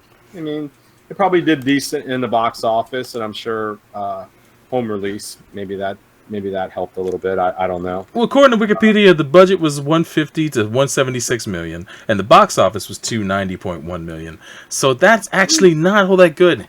For a movie like that, they expected to make about 2.5 times the budget. So for it not to show, Fred said, "Nah, man, it bombed in China." It did. Did it bomb in China for real? Wow, that was what made the first movie get a sequel in the first place. Was that the Chinese box office pretty much built it up all by itself? I didn't realize that, man. That sucks. You know why? I guarantee you one thing. What's that? Initially, you think the Chinese company's evil. I guarantee you they had a problem with that. Always, because I remember that stupid movie they made a couple years ago. Yeah. Remember that one where the North Koreans take over Washington, D.C.? Yeah. They take over the White House. You know, that originally that movie was supposed to be the Chinese, and they were going to release it in China. China's such a big market that they switched it to the North Koreans, which is laughable. But still, that's the power that they kind of play, because initially the first half of this movie, you're thinking that's an evil Chinese corporation. Oh, wow. I never even thought of that, man. That's fucking crazy. Yeah. That's crazy, man. I mean, I'm not saying that that's the reason why, but it wouldn't surprise me if that didn't, you know, come to the point of, you know, kind of rub them the wrong way or something. Or maybe they had to do some scrubbing or something like that. You know, it's always kind of crazy how they do that stuff. But yeah, China is a huge market, and that's why you don't see China as like enemies. Yeah, because they make the face turn towards the end. The CEO turns out to be one of the better. They do. But she becomes the face right in the third act. But still, I mean, to get to the third act, you have to get to the first and second. Yeah, and you just don't know. But once again, you know, and you never know. You never know what the true reason was. So, Soul Bro. Mm-hmm. What do you think? You want to go on this second topic, or you just want to? Yeah, let's do it for another episode. No, because we no, not at all. But yeah, when it comes down to it, shout outs to Pacific Rim Uprising, because as we mentioned, it had a lot of great Easter eggs in it, and it was produced by Legendary Pictures, which as is recently announced at Anime Expo, that they're going to be doing a live-action Mobile Suit Gundam film, and with the assistance from Sunrise. Over here on Anime News Network, they had mentioned a few things, if I can pull it up here on my screen. Sunrise President and CEO Yasuo Miyakawa announced at Sunrise Anime Expo panel on Thursday that Sunrise is collaborating with Legendary Pictures on a live-action Gundam film, blah, blah, blah, blah. And they go on the show who's going to be working on it. Production Vice President of Production is Kale Boyder, and then Mitsuaki Taguchi is the president and representative director. So there's not a lot of insight that we have on the film yet, but it's led people to speculate what is going to be the basis of this film. Is it going to be based on Mobile Suit Gundam, or maybe another series, or is it going to be an original concept? And I was talking to Neil before the show, and I was telling him that part of me wants it to be an original concept, but another part of me does want to see Mobile Suit Gundam get adapted. If I was to do a percentage basis on what my hopes were... I'm going to play Chris on this. You do this, sir. Go ahead. Why would you get the rights to something of Mobile Suit Gundam, which is starting to... It's got a pretty good... It's starting to get pretty good name recognition, especially it's been brought up, you know, in this movie, Ready Player One, it showed up, things like this. Sunrise is notorious for, you know, they always want to push Universal Century Gundam. Mm-hmm. You know, so why would you do something new because in the end, the original story is always what is kind of, you know, it's kind of the drug for people. It's, you know, that's the thing. So yeah, I think honestly, it's gonna probably be based in Universal Century. It just depends how are they gonna do it? Well, and that's gonna always be the big question here. Before I go into my answer, I want to thank FlameX for sending me this footage of that taken directly from the panel at Anime Expo. He shared it with me over on Twitter, and I'm showing it on the stream right now. This is during or after the announcement, all the people that were there covering it. So props to FlameX. Find his channel over on youtube.com/CyberXSpeed. He's a great photographer as well as a great editor of video. And FlameX, were you there? Let me know. I see you in the chat. I think you were at Anime Expo. But going into the answer, I think you're smart to say that they should play off the IP that they have and take established. Why buy it if you're not going to do it? Yeah. I mean, and I know this is something that people don't want to hear. Whatever you think about the movie is fine. But the Ghost in the Shell movie, they bought the IP. Yes, you can sit there, the whitewashing, the ambiguous naming of the character, and all the other thing. But in a lot of ways, when you kind of strip it away, it's still the original Ghost in the Shell that we know. Exactly. I mean, you can say what you want about the story. I finally got to see the movie. Oh, you did, huh? Stunning movie, visually stunning. Yeah. But the story is not very good. Nah, it's a mishmash of things, and it's slapped together, man. Oof. But visually, it's everything that we know. It's everything, you know. So it's. I think if you're going to be bringing these things in, especially Gundam. I mean, Gundam's a big deal in Japan, and it's a big deal, especially in Asia. And I mean, and that think about this. This is Star Trek of the East. Yeah. I mean, this is Star Trek of Asia. So, It's true, I don't know. And I get what you're saying, because if they're going to make this movie, they're going to want it to be a hit in Japan and in Asia in general, and they want to pick. They're probably going to want to piggyback off of some property within Gundam that's very well known. If so they why can, not? If they can make 150 million in the U.S. and 600 million in Asia, they're good with that. I think. Yeah, I think that's why. I think sometimes we have to look beyond that.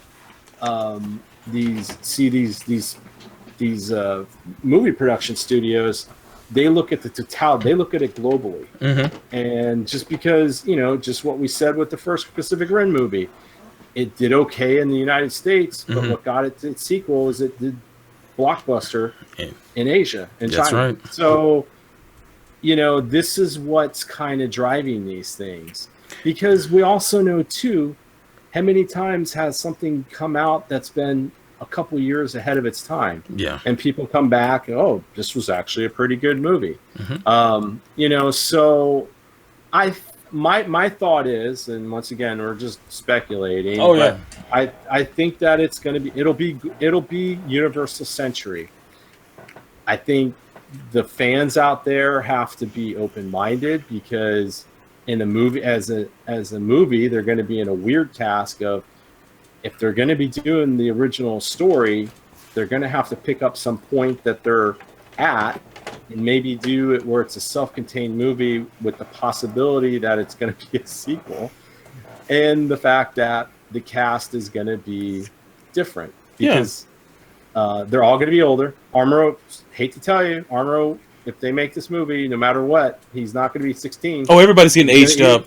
Everybody's getting aged up. They're going to be aged up. Yeah. I mean, they'll still be young. Yeah. But, you're not going to have, there's going to be very few underage pilots or anything.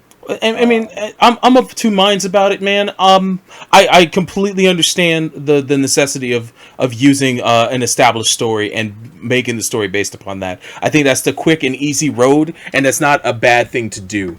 But that's a lot of story to crunch into 2 hours.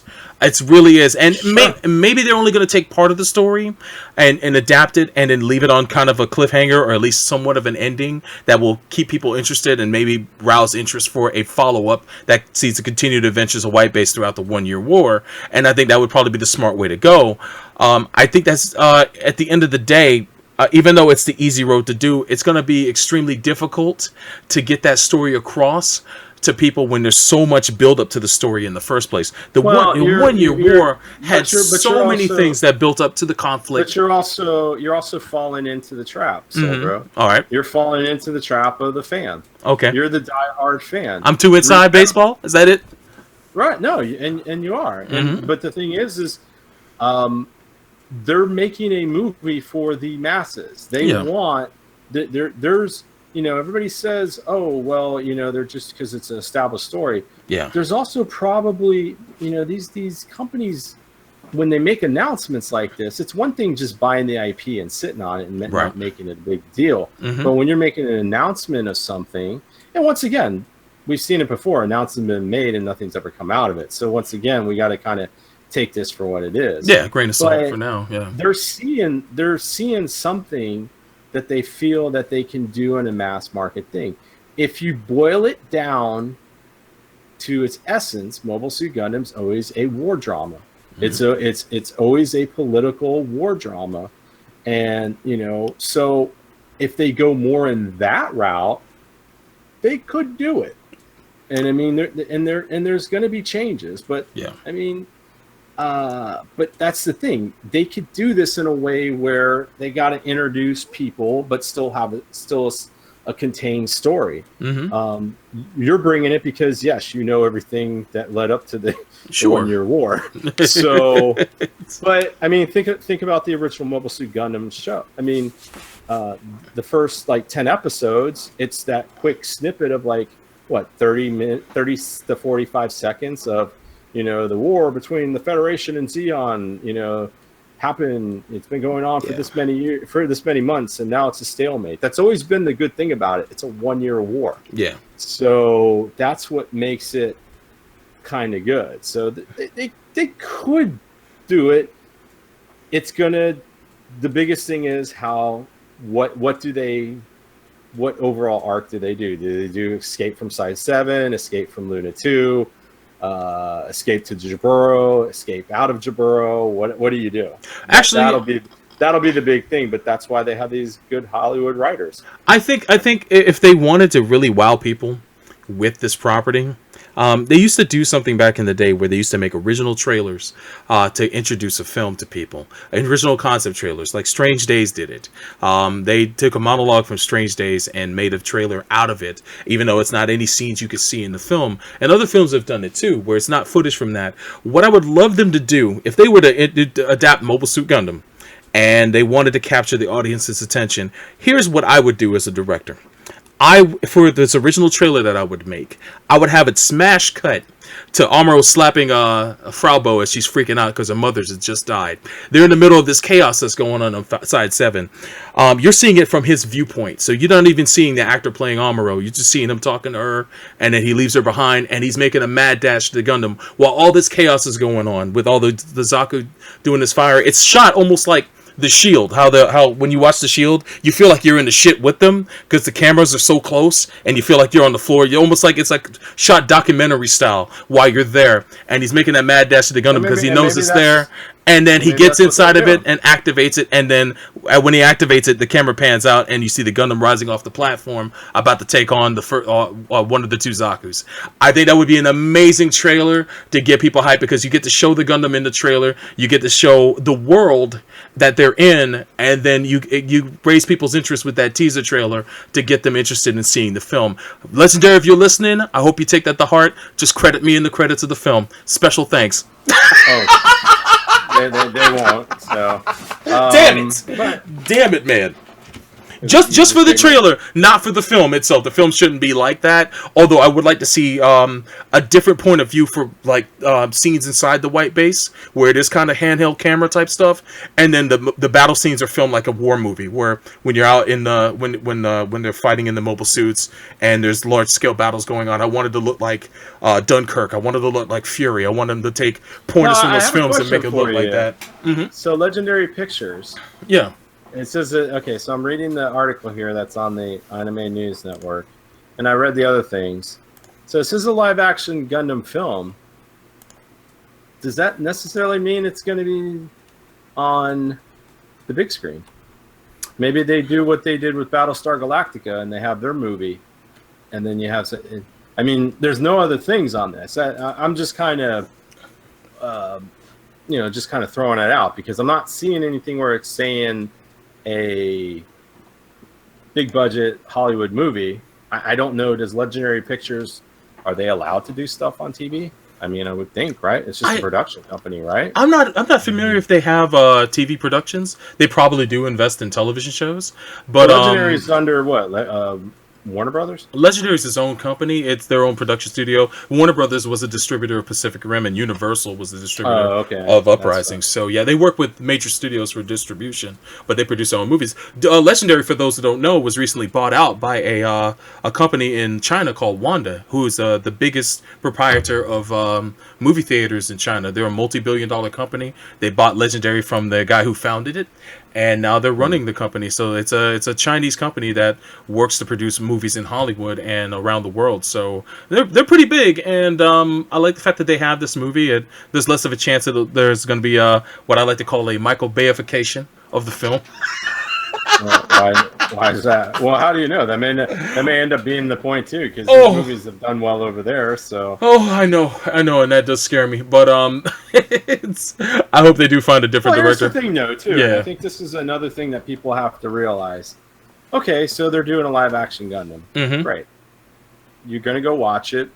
If it not any good, then fine. You just go back and watch and believe me, Sunrise is going to keep crapping out Universal Century and alternate century shows and OVAs, till the point that people stop getting them. So, I mean, yeah, it's cool that maybe we could have it introduced, and maybe you'll be able to, see a live action Gundam. But we're also in a different time now where the stuff's here. I mean, we're getting Blu-rays of all the shows. So, you know, I think you just gotta. I think you wait and see what they do. If it works out, it works out. If it doesn't, then it shouldn't sour you on the franchise or anything like that. I mean, shit just happens. You know what I'm saying? So it's like it's just kind of one of those weird things. Like I'm excited, but yet I'm cautiously optimistic. I'm not even cautiously optimistic. I'm just happy that it's being mentioned, because in the end too, once again, this is just an announcement. We could go by, I mean, and if Chris was here, he'd probably tell us all the, you know, and there's been many a times that things have been announced for Gundam and all this that just never come to fruition. So, you know, that's why I was wondering when I asked about Legendary Pictures doing a TV thing, because I'm like, this is live action, but does it have to be, you know, and does it even have to go on movie theater? Maybe it's on streaming, you know, maybe it's one of those things. I don't know. I don't know how any of that stuff works. So I mean, I'm not in that business, I would like them to take a stab at doing it as a big budget a cinema type thing with IMAX and everything, because I think Gundam deserves that big tapestry to have that story be told upon that. Although I would love to see a television show, but I already know they're going to be plagued by budget. Even, I mean, unless it's on like something like HBO or Netflix wants to put a shit ton of money into it, that's the only way we're going to see it. But more than likely, Gundam is not that big of a property for a lot of these streaming services like Hulu or whatnot to get into. So if they did pick it up, they're not going to give it the budget it deserves. So I would say take a stab at a cinematic film first to see how that plays out, and if it's a big thing, then maybe do a series afterwards, maybe based into a different continuity or somewhere else in the UC, and go from there. But I ultimately, man, there's a lot of potential here. We really don't know all the details, as you mentioned, about what they have planned for this and what they are going to base this off of. But and we may not see this for 10 years. Let's be real for a second. A lot of projects get announced, and then they stay in development hell for almost a decade, if not two, and then we finally see it. Battle Angel Alita is an example, but go ahead. Sorry. Well, that's just because it's James Cameron. Yeah, true. He's not normal. I was reading something like they were talking about some of the. There was an article I read, a couple of days ago. They were talking about some of the Marvel movies, and they were talking about how. Oh no, it was Spider-Man, and they talked about how like Spider-Man had been kind of in development from like the 90s, and then I know there were some bad Spider-Man TV movies and stuff like that, but like the big, I mean, a lot of that stuff took forever for them to bring it out. So you're right on that aspect. So I think, you know, it's a very cool thing that they're doing it. It's nice that they're making a big announcement, because it seems like they've found something, and there could possibly be something there, especially based off of Ready Player One, you know, some of these other things. There's been heat. There's been some heat on the Gundam license within the last couple of months. Transitioning into live action. And let's really be honest. The world is smaller now, so the fact that you don't have to search as much for these. I mean, for God's sakes, there's Gundam on freaking Hulu. Yeah. So maybe that stuff's going on. And they're probably banking on. And you know what? If they don't do. If they don't do Universal Century, which I still think they'll probably do something in Universal Century, if you're going to do any of the AU, just do Gundam Wing. Seriously. They could. It is the most known Gundam property around the world. It really is. It's the easiest to make into a movie. Because if you really think about Gundam, remember when we were watching Gundam Wing? It's like watching a movie at times. I mean, there's a lot of fluff that they could cut out. Yeah. But in the end, it's just, I mean, not everything in that movie was pivotal, or in that show was pivotal, you know, so you could do stuff. You could, I mean, for God's sakes, they could just do the whole thing where they just link up to Victoria, at New Edwards Base. Oh, yeah. When they make it to New, I mean, you could do a movie on that. You could do a movie of them dropping, and how appropriate would it be? There are 5 terrorists in these large machines. Or screw it. If you're gonna do that, just do freaking Double O. Gundam Double O. That's a little bit harder to get across to like audiences because terrorism is a terrorism is a red herring, bro. Have you watched TV and movies lately? Yeah. Anything dealing with political intrigue or war? Everything's a freaking terrorists. Everything's about terrorism. It is. It is, but it's making terrorists the good guys, and I don't think a lot of people have the ability to accept something like that or be able to get behind characters like that, especially since they are the good guys. They're trying to prevent something, but at the same time, there was no problem with Gundam Wing. And then Gundam Wing. That's tough.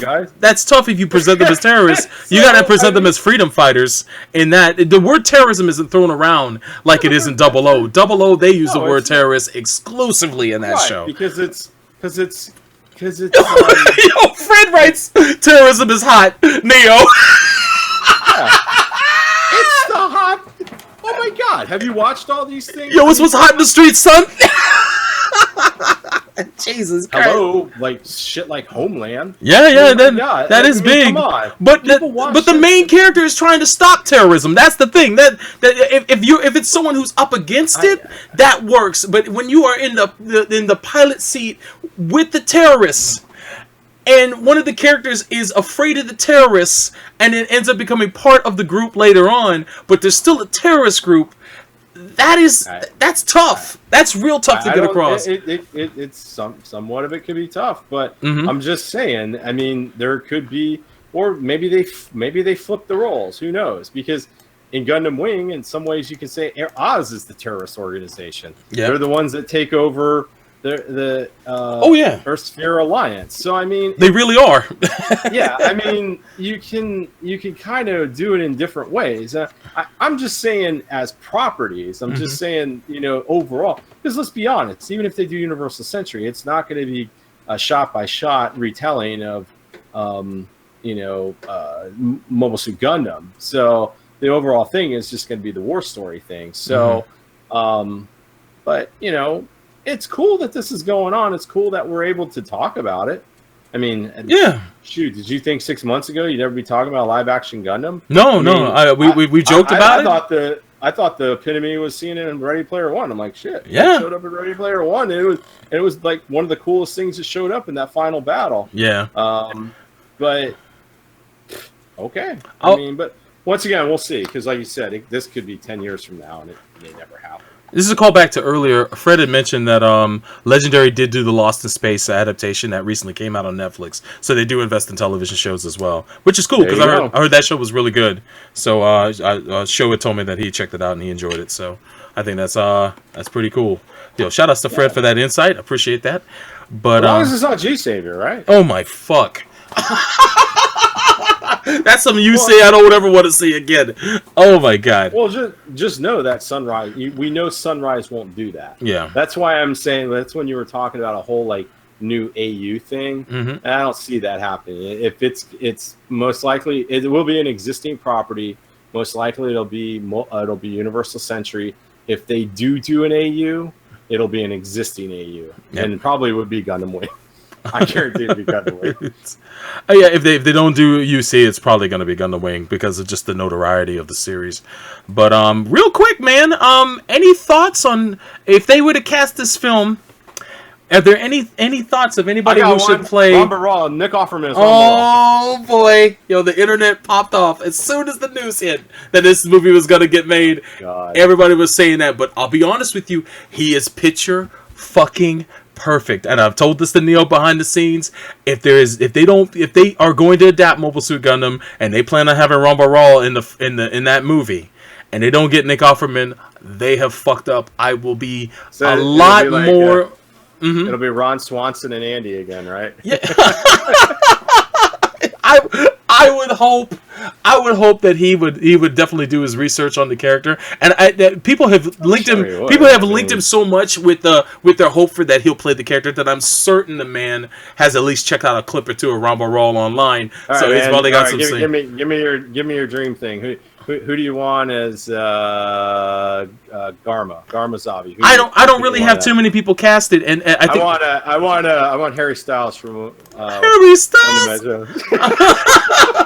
I think this movie's gonna be extremely hard to cast, man. I really do. Why? It's gonna be hard to cast because because of it as a fan. yeah. Well, keep in mind, As a fan. it's not so much as a fan, but there's been Hold on. Part of the problem. Hold on. And this, everybody, is the reason why he's part of the problem. And this just reminds me of Iron Man 10 years ago. No. You know what? That was dead on cast. You gotta admit though, Robert Downey Jr. is 100% dead on casting. I didn't believe in him because I still believed he still had his demons. I thought he still suffered from his demons. I thought he was still a fuck up. That's why I didn't want him to do the project. But this is also a great example because 10 years ago, Iron Man was a B-level comic book character. Maybe even C-level at that point because yes, he's coming out. He was probably a little bit higher. He was more B because he was starting his Civil War and all that. But whatever, But in the eyes of everything, I mean, he was not part of the A team. The A team of Marvel, if they were going to make anything, it would always be, the X-Men, Spider-Man, Captain America. I mean, even Thor. Thor is B level. So, I mean, if they're able to do something, and if they're able. The one thing I would like them to do, Legendary, is do in some ways what Marvel Studios did. Yeah. Kind of have an idea of if this thing catches, we have the whole thing beginning to end. Because if you kind of look at it, I mean, we all look back in Iron Man in retrospective. Yes, it did really well, but do you think they thought when they put that out there, even though they put that thing at the end with Nick Fury, do you ever think they really thought it would become what it became? No, they probably thought they'd get a couple of movies and that was about it. They took a risk. So they took a risk, and but part of it too is because they had an overall thing. I mean, yes, it changed. It changed. I mean, the tone of those Phase 1 movies is a lot different from the first half to the last half. Well, I'm with you on that. That's the genius about MCU, though, is that they mostly get character actors to play well-known comic book characters. There's some people who are fresh faces, like no one knew who Chris Hemsworth was, except for maybe a handful of people before he became Thor. But a lot of people knew who Edward Norton was, and but they're still getting big names. Oh, people knew who Edward Norton was. That's what I'm saying. People knew who Edward Norton was, and Robert Downey Jr. and Chris Evans even was well known because of. But then they're able to put in big bona fide stars. Yeah, Scarlett Johansson. Exactly. Gwyneth Paltrow. Whatever you think about her, she was a big star when she was in some ways she was probably the bigger star at the time of Iron Man than all those people in there. So it's. And I mean, even Terrence Howard. I mean, yes, the whole thing didn't work out. But if you think about 10 years ago, he was a big star. Yeah. Going into that movie. So yeah, people knew him from Hustle and Flow. So they got people who are known at least to a lot of people, and I thought that was a smart thing. I think they should do this for Mobile Suit Gundam. Alec Baldwin would not be Bright Noah. He would be General Revel. I actually have a guy in mind for Bright Noah, and I'll get to him in a second. But I want to go back to you mentioned Scarlett Johansson earlier.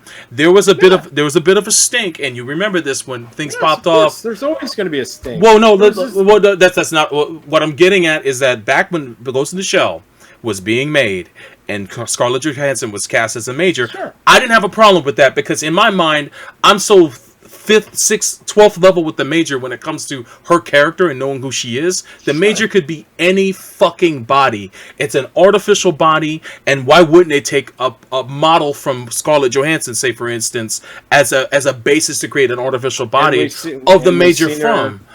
And we see her in another badass woman role. I mean, exactly. She's the Black Widow. It doesn't, So we've seen her in situations where she could do this stuff. It's more believable. Yeah, but the thing is that I do get the other side of the argument. There are a lot of Asian actresses that don't get work in Hollywood, and when they do, they get pigeonholed in all sorts of stereotypical roles. So why not give an unknown the chance to shine in this?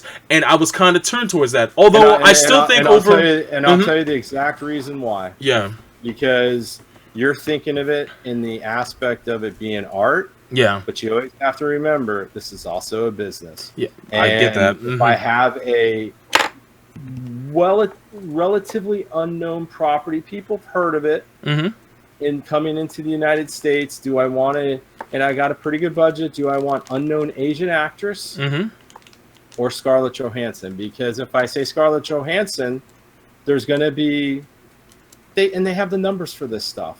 They probably get 30% more people coming in the first week because it's Scarlett Johansson. Yeah, ever since Lucy and Red and Black Widow, she's been a box office draw. Some of her movies have flopped though, so you have to add that into the equation. But here's the other. But they all flop. I mean, look at The Rock.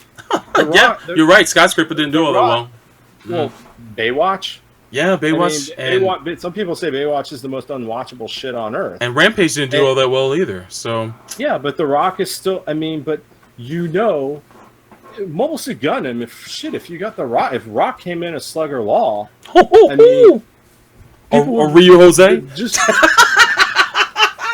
or Rio Jose, yeah. Holy shit! Whatever it is, people. There's going to be a certain because it's all based on numbers. I mean, I deal with numbers every day, and I'm just saying when you look at stuff as a number and you assign things based on money, I get it. I get we want to make it where it's the artistic, because back when Tomino made it, it was all about that. But the thing is, when it comes to a big budget Hollywood production company coming in, they want to make money off this too. Believe me, everybody that thinks that Marvel doesn't want to make money off these movies is freaking kidding themselves. True. They're just in the groove right now. They can't do anything wrong. By the way, The Rock should be Dozel. Let's get it right.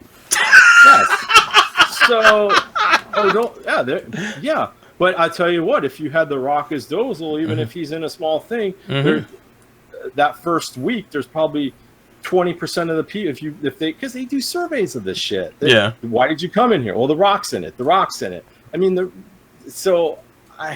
I get the whole thing, and I think it's the most it's the toughest thing that we have to deal with, because yes, there are people of different ethnicities that have been pigeonholed into crap all the time. You know, black people are always street hustlers and gangsters. Yeah. You know, Asian people are always, like the crazy neighbor next door or the shopkeeper. I mean, or the kung fu master or some shit like that. Yeah, and women are always the damsel in distress. And I mean, I find it funny because I saw Jurassic World 2 where they made a point on 3 occasions to show what's her face's shoes to make sure she didn't have high heels on.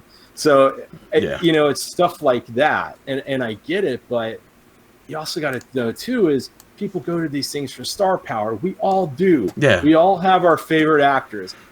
You have actors, Soul Bro, that no matter what piece of crap movie they're in, you're going to go watch it. Yeah, exactly. I'm the same way, and that's what they're banking on, because they're banking on that first year. Well, this couple weeks. There's more to the Scarlett Johansson story that I wanted to bring up. When it comes down to it, she got a lot of flack for playing the Major, but she did it, and I think she did a fairly good job with it.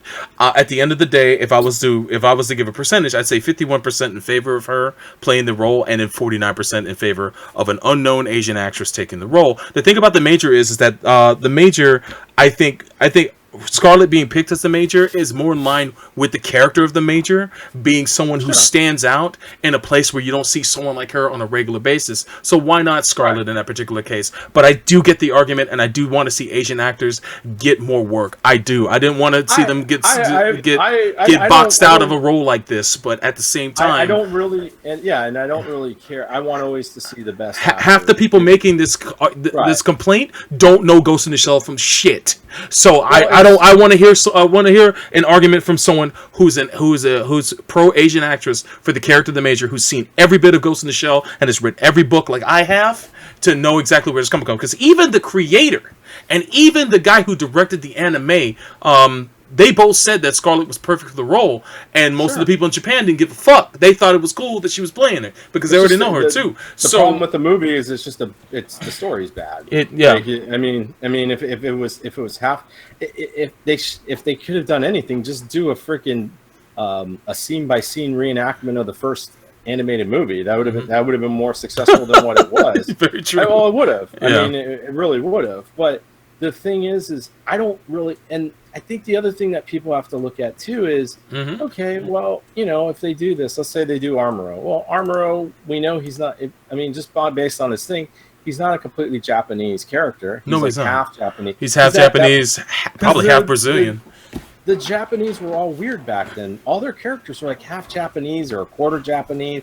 I never understood that whole thing. Which is going to make it extremely hard to cast him, because with this Ghost in the Shell controversy, and on top of that, the controversy from the recent film that may get canceled, Rub and Tug, where Scarlett Johansson was going to play a transgender male, and the people got such an uproar that she stepped down from the project, and rightfully so. I agree with the argument that you should get a transgender actor to play that, but here's the other side of the coin. Without a big name like Scarlett being there for that project may not get made. No, it may not even get made because of the fact that the people are bankrolling movies based on big time actors being in it. So if the people don't want her on the project, they're going to need people to step up to bankroll this film and make sure they find someone who can do the role and hopefully get an audience for it. And in this day and age, it's a shame that people are not going to go see a movie with a transgendered lead, because I think the story is fascinating for that film, and I think I would love to see someone who actually is a transgender person play the role over Scarlett, because Scarlett's too pretty to play the character they're describing. She's way too fucking pretty. Well, but I think you bring up a good point, Silver, and this is the other thing that people have to realize. And yes, you want the name factor in for the people to bring in to the theater, but the thing too is the money people, because a lot of those producers, most of them are investors, and those are the people that are putting the money up, and they want a return on investment. And if you're asking me to put up $50 million of my money to fund a movie, and you're telling me it's some person I've never heard of, or Scarlett Johansson or whoever, I'm going to say, well, make sure it's Scarlett Johansson, because I'll give you your money tomorrow, because they know. I mean, that's the thing, and it sucks, because it makes it where it's, these people are unproven and stuff like that, and it doesn't mean that they can't do it. But if you just kept giving things to people that nobody knew, well, how many diamonds of the rough are there? There's probably going to be more failures than there are successes. So it's a tricky thing. But the thing people have to realize too is, if they did make this movie, you can change other characters.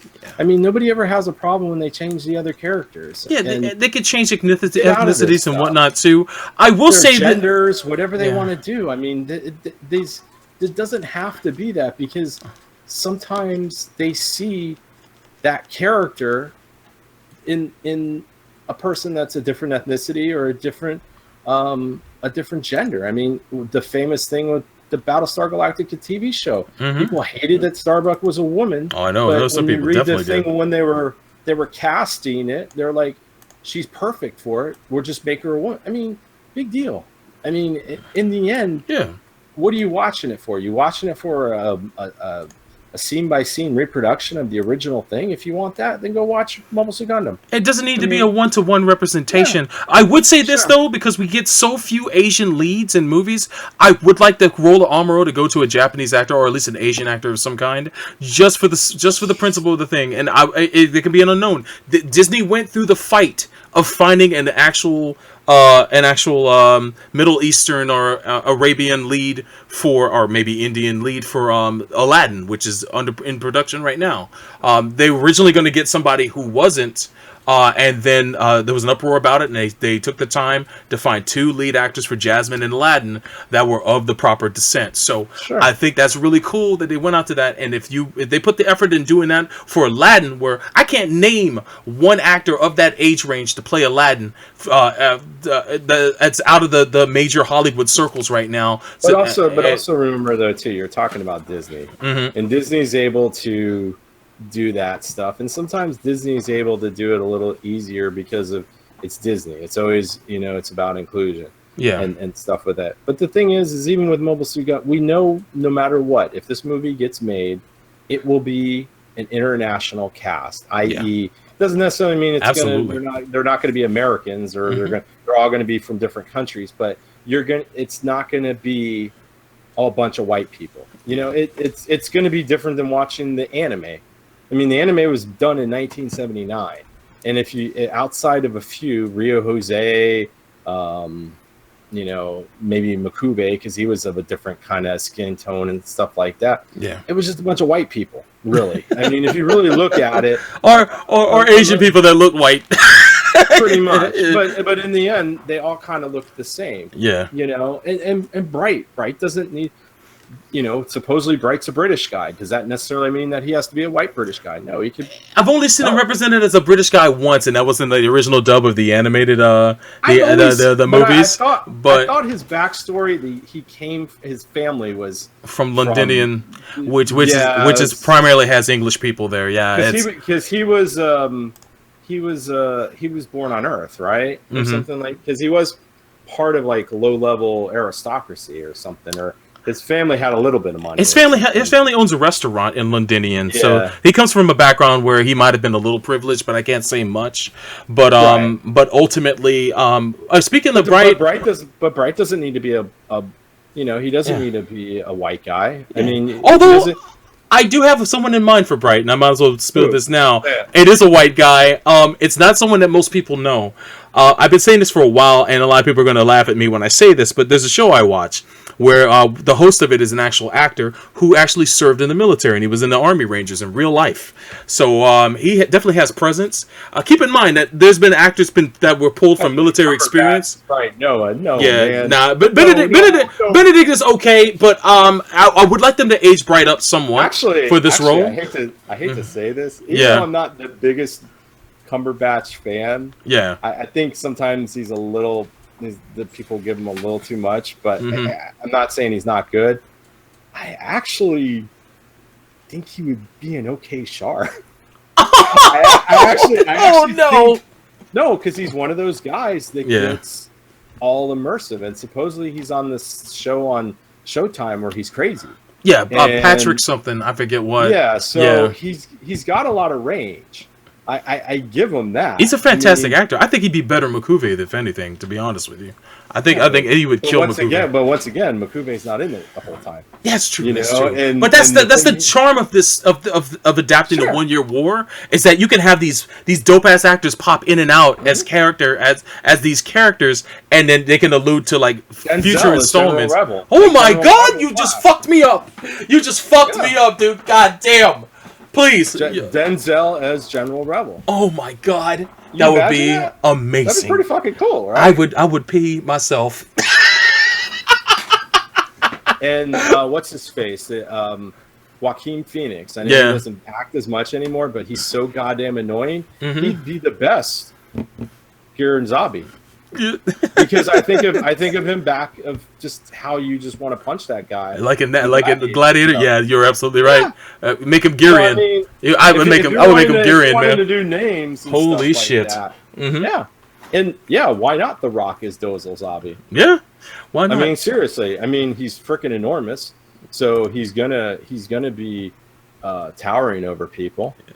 Exactly. But before I forget, let me my pick for Bright Noah is a gentleman by the name of Will Willis. Yeah, his name seems silly, but if you ever watch a show on History Channel called Forged in Fire, it's a really good show about Unless it's Pawn Stars, I'm not watching. Pawn Stars. Well, it's Pawn Stars or Hitler. That's the only thing you watch on History Channel. You don't even watch Hitler anymore. There you go, the Hitler Channel. No, Forged in Fire is a show where bladesmiths come together to compete in forging. Right? Come on, my God, no. Maybe like 20 years ago.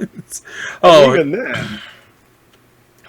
But yeah, this is what he looks like, and if he was 10 years younger, I would say he'd be perfect for Bright Noah. He's in his late 30s. But I think at his persona, here's the great thing about it. Yeah, the 1 Year War pressed a bunch of people in service. So even if Bright's a little older, he could still be a new officer, just pressed in the service. He's drafted. Yeah, that's what I'm saying. That's exactly my point. I would say that he was pressed in the service because they were looking for all sorts of people to get involved in the 1 Year War after all the losses that they took. Yeah. So yeah, you could take a guy who was like who was pressed in the service. Char. Oh my God! No way, man. But no. I'm telling you, Will Willis is a find. To me, he's like what's his name, R. Lee Ermey in Full Metal Jacket, where he wasn't an actor, he was just a drill sergeant who got picked for the role because homeboy liked him, Kubrick liked him. And I although Will Willis is an actor, I would get him because if you watch Forged in Fire, there's something about his delivery and the way he speaks, and he looks like an older version of Bright Noah too, which is crazy to me. So I would pick him as an unknown to be cast as that character. Carl Urban's not a bad pick, Yazzie. I'd say Carl Urban if they wanted to go with more of a known actor for that, but I'm putting my lot in for Will Willis.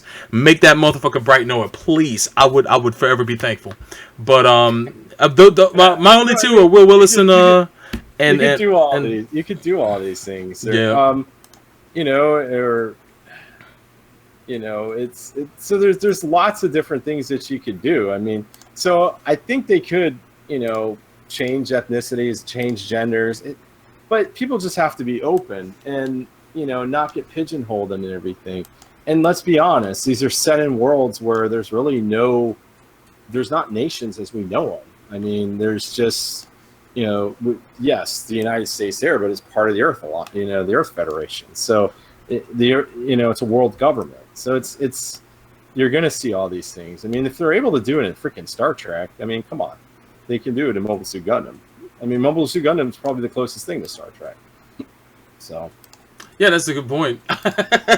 So, at least when it comes to longevity of series and the kind of weight that it has in Japanese pop culture is like Star Trek with our pop culture. But sure. Yeah, man. There's a lot that can be said about this project. I think that ultimately, when it comes down to it, I hope that Legendary makes some smart decisions. The one thing is, will it happen? I mean, of anything, like all that we talk about, it's all blunt until we, it can never happen. So, yo, real quick in the chat, your show says Infinity War, Doctor Strange won Neo over. He did. He says Vin Diesel is bright. He'd make the White Base family.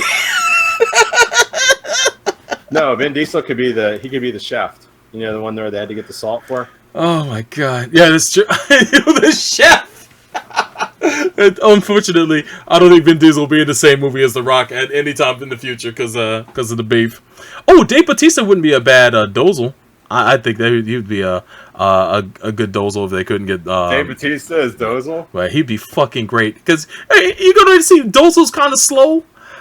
He's a big lunk. And Dave Bautista can play a lunk so well, as we've seen with Drax. So, well, yeah, he can. I mean, he's able to do that, but I don't know. Maybe who would be the guy? Who would be the soldier that gives Armoro the chocolate?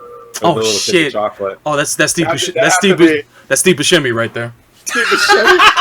Yo, that's Steve. Special appearance with Steve Buscemi. Yo, Steve. Hey, want some chocolate? You want some chocolate? Sorry, I was gonna give you chocolate, but you're not gonna get it. Yo, special appearance by Mr. Pink.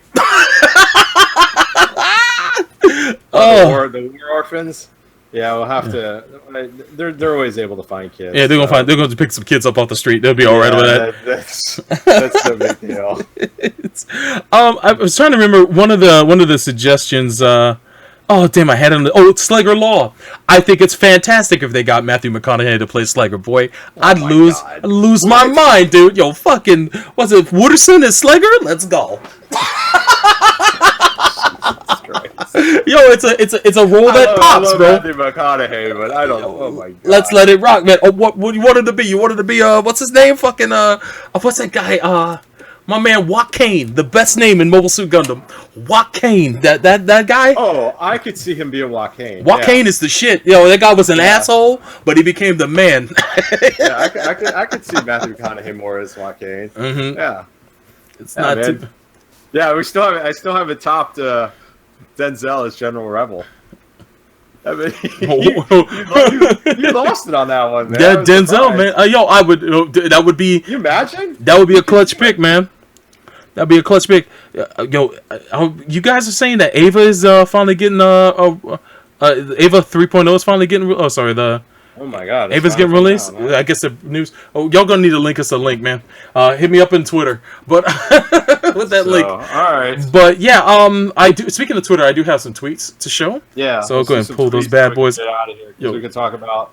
We can talk about this all night. Yeah. But good conversation, man. Shout out to Yazi. He says Pacific Rim promotion poster with Magenzer Z Infinity. Although you can see other Magenzer related units like Grendizer and Get a Robo on top, each on top of the corners. Despite them having nothing to do with Infinity, here's a closer shot of the picture. Cool. That looks dope as fuck. I remember seeing this a couple weeks ago. I think Fred had it posted on his Twitter. So, man, Yazi, thank you for bringing that up, man. I appreciate it, dude. And also, shout out to Ron Swanson. Let me go move forward. Ron Swanson. Shout outs to Fred. He says at FredRex00. Last tweet was from Yazi at _Yazinator, by the way. Fred says wall of. As soon as I got big and I saw that stuff on the Twitter feed. I was like, man, that is the low hanging fruit because like, first off, everybody was going just because of the look, and it's like, because he is basically walking Ramba Raw. Yeah, and he really is. And I mean, granted, it's an easy cast, but you might as well start casting the people easy first before you get to the hard ones. I mean, you build a cast around the people you can actually get. And Fred says, Wall of Kaiju mentioned before. Famous names included are Gamera, Gigan, Gyaos, and more. Oh yeah, I do remember seeing that. Yeah, yeah. Oh, no worries. He said, also a nice touch are some of the Western created kaiju like the Muto from the 2014 Godzilla movie and Clover from the Cloverfield franchise. What? Look at this. Let me get the close-up. What? Yo, Clover from Cloverfield? Wow, that's fucking amazing. That's funny. So anything with monsters ends up being part of the Pacific Rim universe, it looks like. So much in this, man. That's so cool, man. Yo, shout outs to Fred for that, man. Much appreciated, dude. Also, my man Solid is SD, my heated rival in Gundam Versus, man. He pilots Haman and he always tries to kill my my Emma Sheen, saying that Haman is the best wife. No, that's Emma, baby. Emma all day. The battle between Haman and Emma will continue one of these years. But Solidus says at Ture TURE_champion.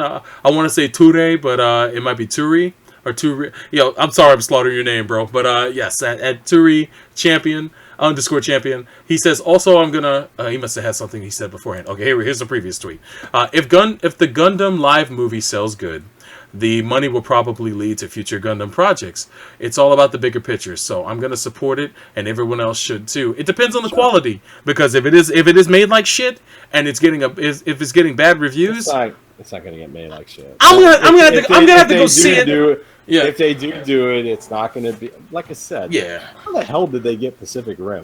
Yeah. I mean, at least there's something behind Gundam. Mm-hmm. So I mean, even if you make it where it's. I mean, get those people that did the first Pacific Rim. I mean, I know you won't be able to get Guillermo del Toro, but you never know. You might be able to. Yeah, but you might. Maybe get those people. I mean, Jesus. They were able to get a monster versus giant robot movie made that they just made up. You know, it's a made-up property. It's got so, I mean... It's a miracle those movies got made, man. It really is. That's why I'm saying. Just, you know... Don't overthink it. Yeah, I guess I tend to do that, but he also says I'm gonna call it now. The live-action movie is gonna have a plot twist where Tomino interrupts the movie and begins roasting every alternate century Gundam show. Half the movie is Seed getting the most shit by Tomino. No, man, come on. Age. your age is gonna get the beating of its life. That's what's gonna happen. And actually, where does and Seed Destiny will get the other half of the beating. Where does Tomino even come off saying anything at this point after G-Reco? After G-Reco, like he doesn't need to show. Had freaking wings Orion. He don't need to show his face. Reco was awful. Reco is one of the worst. If you want to put up Seed Destiny still holds the fucking trophy on the worst Gundam series. But Reco is right behind that motherfucker. And then Age. Age is better than Reco by fucking a mile. I'll tell you that right now, because I enjoy 2/3 of Age. I struggled through G-Reco. I was open-minded when we watched Reco, but man, in retrospect, I will never revisit that show. I could revisit Age. It's a tough watch. I can revisit the first 2 arcs of Age and be totally fine. I'm never going back to Reco. It's done. Even if they make animated movies of it, unless I hear those movies are fucking great and it makes the story make sense, I'm not bothering them shits either. I'm fucking done with Reco. I wouldn't hold your breath on that one. Any more tweets? Yeah, exactly. Back to Fred. Fred says, "I see you, legendary, you fucks." He put a picture of one of the dummy plug Avas in here and compared it to one of the drone Jaegers in Pacific Rim. And yeah, man, they definitely reminded us of that, man. And shout outs to Fred for also seeing that as well. And Yazi, the last one he puts up here is John Boyega Gunpla shopping during production for Uprising in Japan. Man has guts to carry around a Neo Zeon kit. Oh shit, for real? Yo, my man, look at this guy. Hold on, I gotta retweet this. What? Alright, so here's a picture of John Boyega. I guess this is his Instagram, or he's at the Diver City statue of the Unicorn Gundam.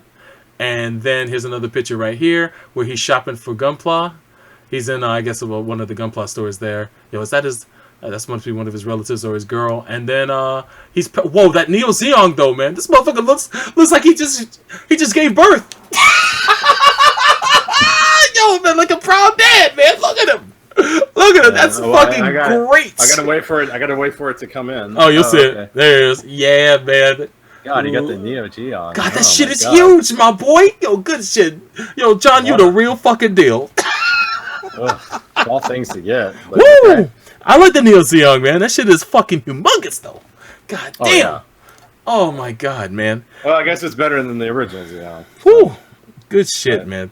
But yeah, thank you guys for the tweets. Let me see if there's okay, I overlooked these two. These are the last two I'm gonna do. And thank you guys. Oh shit! This is a great, and I was hoping you guys would submit casting through this thing, but most of you guys didn't do this. But it looks like my man Solidus did. He had a casting idea. He says Morgan Freeman as narrator and trailer narrator. Now Morgan Freeman is fucking Revel, dude. Holy shit! No, you don't think so? No, better as the narrator, because you do need the narrator. You do indeed. Because Gundam had the narrator. That's what. Who will survive? Yeah. It's been 8 months since the war against the Earth Federation and Zeon had begun. Yeah. I mean, you gotta have that. Oh, I'm sorry. Oh my god, that's amazing. Let's see here. Yo, Fred says, this is the last one I'm going to do here. He says, 3-second teaser released in front of Mirai for the future. Released today, confirming a release date of Evangelion 3.0 and plus 1.0 for 2020. Okay, finally.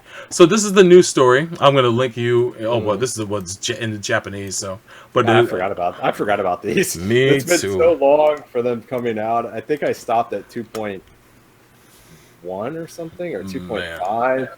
I can't even remember. Yeah, it looks like they released this image board. It's really cool. I'm glad to see that they're finally getting things going, but yeah, it took forever. It's not going to be what you expect, guys. So don't go in. I'm going into that movie with no expectations. I'm just going into it just to see exactly what Anno's going to force feed me.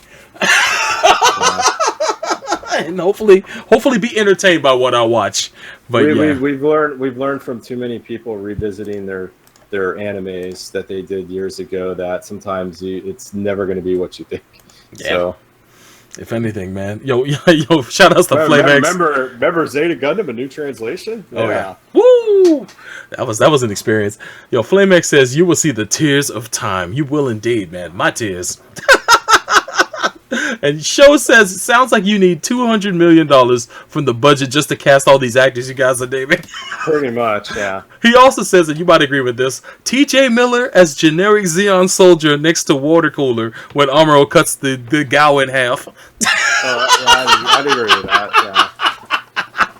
Yo, that'd be the best. He's in the middle, he just gets cut off in the middle of his sentence.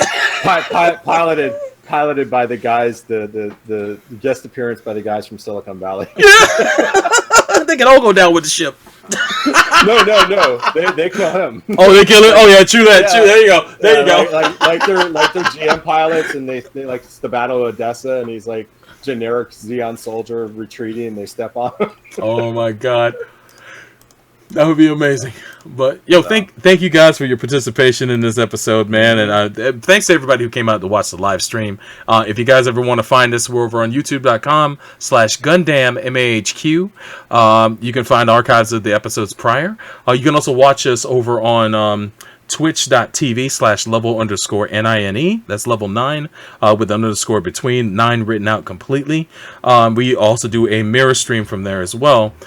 So thank you for everybody who tuned in over on Twitch. I see FlameX over there, Xavier, Show, and several other people over there, and all the cats that are over on YouTube.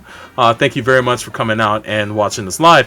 Hit the subscribe button on both if you guys could, so that way you guys know when we're going to have another episode to come. And thank you guys. Follow us on Twitter also at Gundam at MAHQ. That's Gundam AT MAHQ. And make sure to visit, of course, the granddaddy of all mecha websites. That's MAHQ.net, man. The mecha and anime headquarters, man. It's where the magic happens, man. Go there. Check out the reviews for great mecha anime series. Check out the line art for this, which is currently being updated.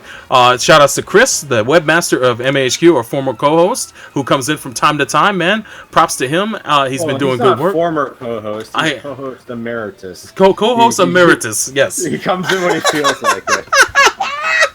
Whenever the seat is always open for him, so he came last episode and it got a lot of views. So thank you guys for tuning in for that one. We almost got 2,000 views for that episode. So thank you guys. Hopefully we get just as many for this one.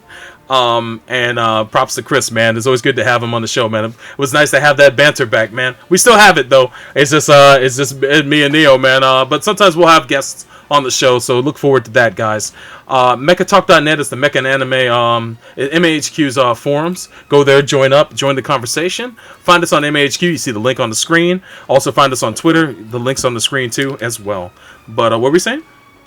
No, I said yepper. Yes, indeed, man. But Neo, back to you, man. All right, everybody. Thank you for coming out for episode 198. I know it's summertime, so hopefully we got past the first part. It always seems like summer is hard for us the first part to get back to recording, but I know me and Solbro will be back in probably a couple weeks with some more mecha anime reviews because we got something in store for all you guys. We won't say what it is, but I think you guys will appreciate it. And Solbro, anything else before we get out of here? For the most part, I know you guys have been asking me when I'm going to be doing another Gundam Versus and Dragon Ball Fighters. I would love to do one tomorrow or on Saturday. I got to keep you guys posted. There's been a lot of rotating things in my life that have been going on right now. I actually didn't share this online, but I really messed my leg up a couple of days ago. So I've been recovering from that, and I've actually had to walk around with a bit of a walker for the last couple of days. But I'm getting better, and I should be back to my 100% full walking ability from there. But I was really sick over the last couple of weeks too, so it hasn't been a fun month. It hasn't been a really good summer for me, to be honest with you. And I apologize for not being around, guys. But thank you for your patience. I'm glad that we got to do this episode tonight, especially since the chaos in our lives is starting to settle down, man. And other than that, man, Solbro, good you brought it up, and Yazi brought it up too. Yes, me and Solbro want to do some anime streams in the future. Unfortunately, the outlet that we were using it no longer exists. So we're in the process of finding a new one. I know Solbro has probably got some ideas. So as soon as we get that squared away, because it's always a logistical thing between these sites and then between his equipment and all these other things. So yeah, but once we get that going, we want to do it, and that's the thing. But sometimes when the sites, the outlets go down, you're kind of screwed. Yeah. So we have to be careful. So I will let people know, though, that there is a place you can go to kind of relive the magic on previous streams that we've done for commentaries on things. If you guys didn't know, Shoji Romero, one of our leaders at Shinjuku Station, has been manning a channel called Shinjuku TV, and you can go there and watch it. There's a kind of a schedule that's going on where all sorts of random things are playing, from previous commentaries and things like that. If you want to catch the action, is over on C as in Charlie, Y as in Yankee, TU, Tango Uniform, CYTU .Bravo Echo /R/Shinjuku TV. I'm sorry, it's not shorter. I'll try to come up with a shortcut for it. But yeah, if you guys need a link, just hit me up. I'll be glad to send you a link. Go there and check out some of our previous commentary streams throughout the years. And yes, we do have an idea of how to progress so that we can start doing live commentaries again. We'll keep you guys posted as we develop that, but it's going to take a bit of equipment on our end that we do have and a lot of testing. So we'll keep you guys posted on that, and I'm sorry about that. But at least we still have our gaming streams, and we still have, of course, live Gundam at MAHQ, so I'll be on the lookout for that, guys. Show says Helsing is on right now, so go and check it out, guys. And FlameX, thank you for putting the link in the chat. You're the best, bro, my dude. Thank you so much. But anything you got, Neil? I'll turn it over to you, man. I'm pretty much done. Nah, I'm good. So we'll see you guys in a few weeks with episode 199. Thanks for listening. See you guys later. Bye.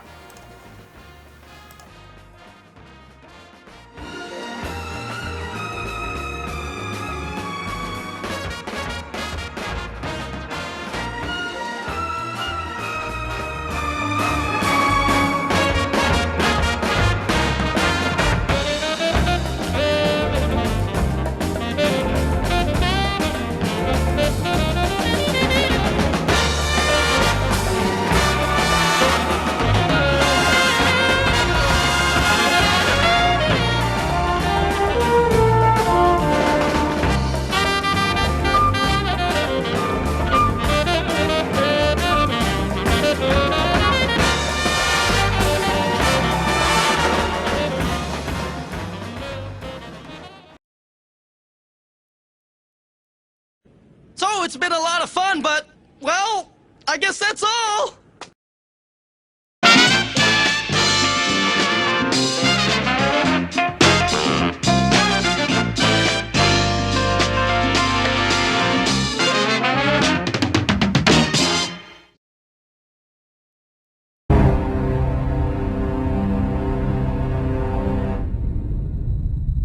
Sir, the Jean airships have corrected their courses. They are now directly above us. Prepare to bring those two ships down! Goodbye, Garma! Fire.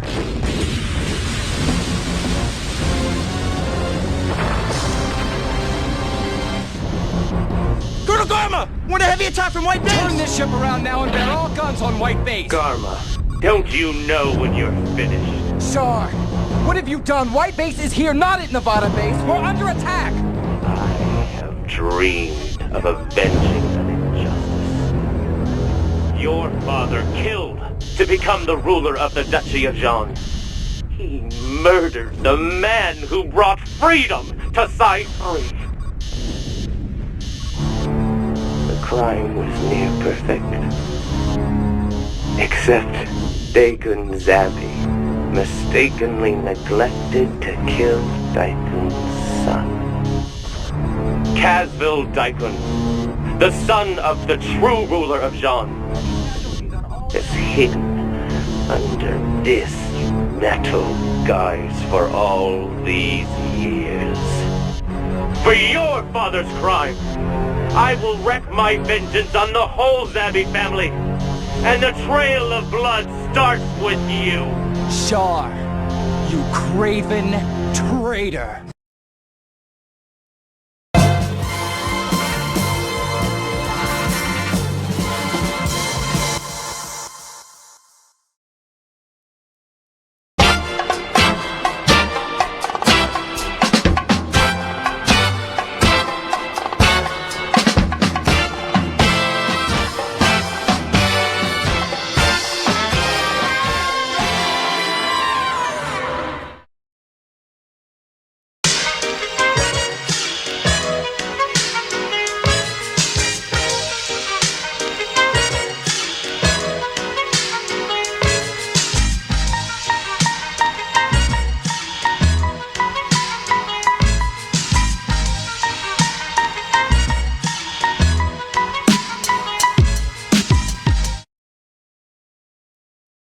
I find you guilty of harassment. And might I add, if you're hungry, go to a restaurant for crimini's sake, or a grocery store, but leave that poor bird alone.